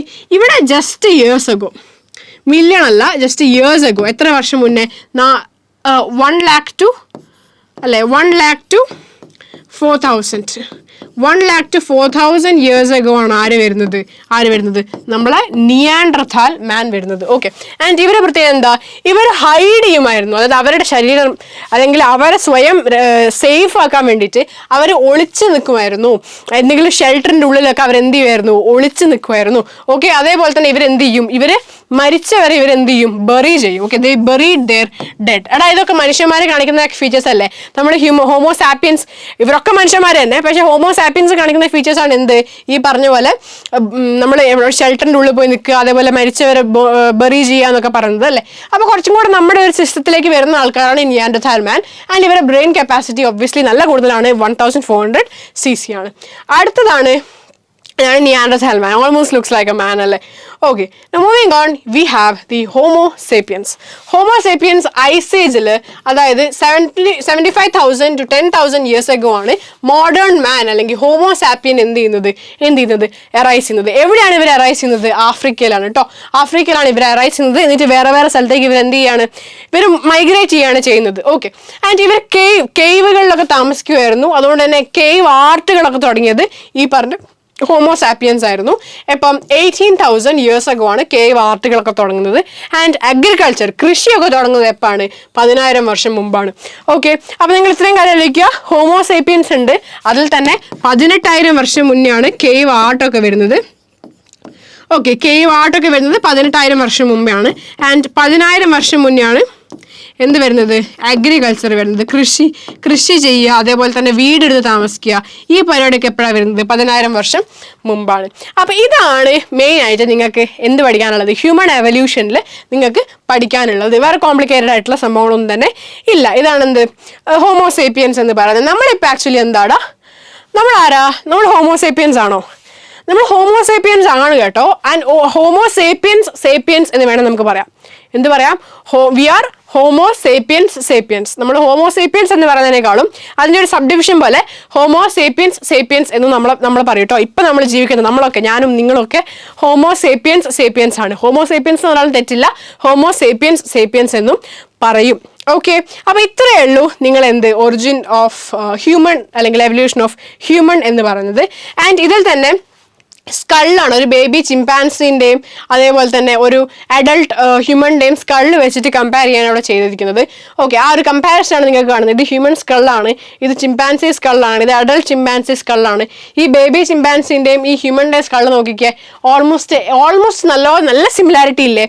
അപ്പോൾ ഇതൊക്കെ എവല്യൂഷൻ തന്നെയാണ് കേട്ടോ, എവല്യൂഷൻ തന്നെയാണ്. കുരങ്ങനിൽ നിന്നാണ് മനുഷ്യൻ ഇവോൾവ് ചെയ്തത് എന്ന് പറയുന്നതിൽ തെറ്റുണ്ട് എന്ന് പറയുന്നവർ ഈ ഫിഗർ ഒന്ന് നോക്കിയാൽ മതിയേ. ഓക്കെ, നൗ ദാറ്റ്സ് ഇറ്റ് അല്ലേ? നമ്മുടെ എവല്യൂഷൻ എന്ന് പറയുന്ന ചാപ്റ്റർ ഇവിടെ തീരാണ്. വളരെ ചെറിയ ചാപ്റ്റർ ആയിരുന്നു, അത്ര കോംപ്ലിക്കേറ്റഡ് ആയിട്ടുള്ള കോൺസെപ്റ്റ്സ് ഒന്നും തന്നെ ഇല്ലായിരുന്നു. അല്ലെ, വളരെ സിമ്പിൾ ആയിട്ടുള്ള ഒരു ചാപ്റ്റർ തന്നെയായിരുന്നു. നമുക്ക് കുറച്ച് പ്രീവിയസ് ക്വസ്റ്റ്യൻസും കൂടെ നോക്കിയിട്ട് വേഗം തന്നെ എന്ത് ചെയ്യാം, ഈ ചാപ്റ്റർ ഒന്ന് എൻഡ് ചെയ്യാം. Differentiate between analogous organs and homologous organs and mention 1 example each. ഞാൻ റിപ്പീറ്റ് ചെയ്യേണ്ട ആവശ്യമുണ്ടോ? ഇല്ല, കാരണം വൃത്തിക്ക് ഞാൻ എന്ത് ചെയ്തിട്ടുണ്ട്, എക്സ്പ്ലെയിൻ ചെയ്തിട്ടുള്ള കാര്യങ്ങൾ തന്നെയാണ്. റൈറ്റ് ഇനി 3 factors that effect hardy-Weinberg principle അല്ലെങ്കിൽ ഹാർഡി-വെയിൻബർഗ് ഇക്വിലിബ്രിയം. ഇഷ്ടം പോലെ ഉണ്ടല്ലോ, എൻ്റെ ബോഡി എൻ്റെ മസിൽസ് അല്ലേ, അതേപോലെ ഇഷ്ടം പോലെ ഉണ്ടല്ലോ. ഏതാ? ജീൻ മൈഗ്രേഷൻ പറയാം, നിങ്ങൾക്ക് ജനറ്റിക് ഡ്രിഫ്റ്റ് പറയാം, ജനറ്റിക് റീകോമ്പിനേഷൻ പറയാം, അല്ലെങ്കിൽ മ്യൂട്ടേഷൻ പറയാം, വേറെ ഒന്നും നിങ്ങൾക്ക് പറയാൻ പറ്റുക, നാച്ചുറൽ സെലക്ഷൻ പറയാം. ഇങ്ങനെ 1 2 3 4 5 5 നമ്മൾ പഠിച്ചത്. അതിൽ ഏതെങ്കിലും 2 മാത്രമേ ഇവർ ചോദിച്ചിട്ടുള്ളൂ. അത് ജസ്റ്റ് എഴുതി കൊടുക്കുക കേട്ടോ. Arrange the following names in ascending order of evolution. നിങ്ങളുടെ പ്രീവിയസ് ഇയർ ക്വസ്റ്റ്യനാ. നിങ്ങൾ എന്ത് ചെയ്യും? ഇത് ഞാൻ വീട്ടിൽ നിന്നുണ്ടാക്കിയ ക്വസ്റ്റ്യൻ അല്ലേ, നിങ്ങളുടെ പ്രീവിയസ് ഇയർ ക്വസ്റ്റ്യൻ ആണ്. They Homo sapiens, Ramapithecus, Australopithecus, Homo habilis, നിയാനസാൽ, ഹോമോ ഇറക്ടസ് ഒക്കെ തന്നിട്ടുണ്ട്. എന്നിട്ട് എന്താ പറയുന്നത്, അസെൻഡിങ് ഓർഡർ, എവല്യൂഷൻ്റെ അസെൻഡിങ് ഓർഡറിൽ ഇതാക്കാനുണ്ട്. അത് ഫസ്റ്റ് ഇവോൾവ് ചെയ്തത് മുതൽ ലാസ്റ്റ് ഇവോൾവ് ചെയ്തത് വരെ ചെയ്യാനാണ് പറഞ്ഞത്. നിങ്ങൾ എങ്ങനെ ചെയ്യും? നിങ്ങൾക്കറിയോ? ഇതാണ് ഞാൻ കഴിഞ്ഞ വീഡിയോയിൽ ഞാൻ പറഞ്ഞിട്ടുണ്ടായിരുന്നത്. ഞാനൊരു കോഡും കൊണ്ട് വന്നിട്ടുണ്ട്. എന്താണ് ആ code? Dear Ramos and had nachos. എന്താ പറഞ്ഞിരിക്കുന്നത്? Deer for Dryopithecus, Ramu for Ramapithecus, Aunt for Australopithecus had H എന്ന് പറയുമ്പോൾ അവിടെ രണ്ട് ആൾക്കാരുണ്ട്. ആദ്യം ആരാ? ഹോമോ ഹാബിലിസ്, കാരണം എച്ച് അല്ലേ ആദ്യം, അപ്പൊ ഹോമോ ഹാബിലിസ്, പിന്നെ ഹോമോ ഇറക്ടസ്. അങ്ങനെ രണ്ടാൾക്കാരാണ് എച്ച് എന്ന് പറഞ്ഞ ലെറ്ററിൽ വരുന്നത്. ഹോമോ ഹാബിലിസ് കഴിഞ്ഞിട്ട് ഹോമോ ഇറക്ടസ്. പിന്നെ ആരാ? നാച്ചോസ്. നാച്ചോസിന്റെ എൻ ആരാ? നിയാൻഡർതാൽമാൻ. പിന്നെ ലാസ്റ്റ് നമ്മൾ ഹോമോസേപ്പിയൻസ്. ഡിയർ രാമൂസ് ആണ്ട് ഹാഡ് നാച്ചോസ്. രാമുവിന്റെ ആന്റി നാച്ചോസ് കഴിച്ചു. പ്രിയപ്പെട്ട രാമുവിന്റെ ആന്റി നാച്ചോസ് കഴിച്ചു. ഡിയർ രാമൂസ് ആണ്ട് ഹാഡ് നാച്ചോസ്. ഓക്കെ, ക്ലിയർ ആയല്ലോ? ഈ ഒരു ഓർഡർ പഠിച്ചു വെച്ചിട്ടുണ്ടെങ്കിൽ നിങ്ങൾക്ക് എന്ത് ചെയ്യാം? അത് വ്യക്തമായിട്ട് എഴുതാം. Which theory talks about huge explosion that led to origin of universe? നിങ്ങൾക്കുള്ള ക്വസ്റ്റ്യൻ ഫോർ യു ഗൈസ്. നമ്മൾ ഫസ്റ്റ് ക്ലാസ് പറഞ്ഞതാണ് എന്തോ ഒരു എക്സ്പ്ലോഷൻ നടന്നപ്പോൾ യൂണിവേഴ്സ് എക്സ്പാൻഡ് ചെയ്തു, ടെമ്പറേച്ചർ കൂൾ ഡൗൺ ആയി എന്നൊക്കെ. ആ ഒരു പേര് നിങ്ങൾ പറയണം, താഴെ കമന്റ് ചെയ്യണേ നിങ്ങൾ ആൻസർ നിങ്ങൾക്ക് അറിയാമെങ്കിൽ. അതേപോലെ എന്താ? The original seed eating finches in Galapagos island evolved into many other forms with altered beaks. Okay, identify the evolutionary phenomenon and define it. നിങ്ങൾ ഡിഫൈൻ ചെയ്തില്ലെങ്കിലും സാരല്ല, നിങ്ങൾ എന്ത് ചെയ്യുക? ഈ എന്താ പറയുക, ഫിനോമിനന്റെ പേരും താഴെ കമന്റ് ചെയ്യുക. ഈ രണ്ട് ക്വസ്റ്റ്യൻസും നിങ്ങൾക്കുള്ളതാണ്. ഓക്കെ, നിങ്ങൾക്കുള്ളതാണ് കേട്ടോ. വിത്ത് ലവ്, എൻ്റെ വക. നിങ്ങൾ രണ്ടുപേരും എന്ത് ചെയ്യുക? നിങ്ങൾ രണ്ട് ക്വസ്റ്റ്യൻസും നിങ്ങൾ എന്ത് ചെയ്യാം? ഇത് കംപ്ലീറ്റ് ചെയ്യുക. നിങ്ങൾ അല്ലെങ്കിൽ എന്ത് ചെയ്യുക? ആൻസർ ചെയ്യുക. താഴെ കമന്റ് ചെയ്യുക കേട്ടോ. നിങ്ങൾക്ക് അറിയാമെങ്കിൽ. നമ്മൾ ഓൾറെഡി പറഞ്ഞിട്ടുള്ള കാര്യങ്ങൾ തന്നെയാണ് കേട്ടോ. ആൻസർ ഇപ്പോൾ ഓൾറെഡി വേണമെങ്കിൽ എനിക്ക് പറഞ്ഞുതരാം, പക്ഷെ നിങ്ങൾ എടുത്തോ, നിങ്ങൾക്കുള്ള ക്വസ്റ്റ്യൻ. എന്താ അടുത്ത ക്വസ്റ്റ്യൻ? ആറാമത്തെ question. Which of the following human ancestors is more ape like? ഞാൻ ഓൾറെഡി പറഞ്ഞു. ഏപ്പ് ലൈക്ക് ഏതാടാ? ഡ്രയോപിത്തിക്കസ് അല്ലടാ. ഏപ്പ് ലൈക്ക് ഡ്രയോപിത്തിക്കസ് ആണ് ഏപ്പ് ലൈക്ക് ആയിട്ട് വരുന്നത് കേട്ടോ. മാൻ ലൈക്ക് ഏതായിരുന്നു? മാൻ ലൈക്ക് അത് തൊട്ടടുത്തത് രാമാപിത്തിക്കസ്. ഇവിടെ ഇല്ല, പക്ഷെ രാമാപിത്തിക്സ് ആണ് കുറച്ചും കൂടെ മാൻ ലൈക്ക് ആയിട്ട് വരുന്നത്. ഡ്രയോപിത്തിക്കസ് ആണ് എന്ത്? ഏപ്പ് ലൈക്ക് ആയിട്ട് വരുന്നത്. ഓക്കെ, ക്ലിയർ ആയോ? ഇത്രയാണ് പ്രീവിയസ് ക്വസ്റ്റ്യൻസ്. അപ്പോൾ നമുക്ക് ഇനിയും പ്രീവിയസ് ക്വസ്റ്റ്യൻസ് ഒക്കെ ശരിക്കും നിങ്ങൾ എന്ത് ചെയ്യണം? റെഫർ ചെയ്യണം. ഇത് മാത്രം ഡിപ്പെൻഡ് ചെയ്യരുത് കേട്ടോ. അപ്പോൾ ഇത്രയേ ഉള്ളൂ എവല്യൂഷൻ. വളരെ ചെറിയൊരു ചാപ്റ്റർ ആണ്. നമ്മൾ ഈസി ആയിട്ട് തന്നെ നമ്മളത് കംപ്ലീറ്റ് ചെയ്തിട്ടുണ്ട്. ഇമ്പോർട്ടൻ്റ് ആയിട്ടുള്ള കോൺസെപ്റ്റ്സ് ഉണ്ട്, ക്വസ്റ്റ്യൻ പേപ്പറിനകത്ത് വരും. അപ്പം നിങ്ങൾ എന്ത് ചെയ്യുക? വൃത്തിക്ക് അതിരുന്നിട്ട് പഠിക്കുക. കുറേ പ്രീവിയസ് ക്വസ്റ്റ്യൻസ് ഒക്കെ റെഫർ ചെയ്യാം. എന്ത് ഡൗട്ട് ഉണ്ടെങ്കിലും നിങ്ങൾ താഴെ കമന്റ് സെക്ഷനിൽ ചോദിക്കുക. ബിക്കോസ് എപ്പോഴും ഞാൻ പറയാറുണ്ട്, asking doubts is your right and make use of it. Okay, so ഇത്രയും പഠിക്കുക. ഇത്രയുള്ള ചാപ്റ്റർ വളരെ ചെറിയ ചാപ്റ്റർ ആയിരുന്നു, വലിയ കുഴപ്പമൊന്നും ഉണ്ടായിരുന്നില്ല, ഈസി ആയിരുന്നു. ക്വസ്റ്റ്യൻസ് വരും. റൈറ്റ്, അങ്ങനെയാണെങ്കിൽ ഞാൻ പൊക്കോട്ടെ. ഓക്കെ, നിങ്ങൾ പഠിച്ചോ, നിങ്ങൾ വൃത്തിക്കിരുന്ന് പഠിക്കുക. എന്തെങ്കിലും ഡൗട്ട്സ് ഉണ്ടെങ്കിൽ ചോദിക്കുക. Okay, and till we see each other with the next chapter, take care, see you, bye bye.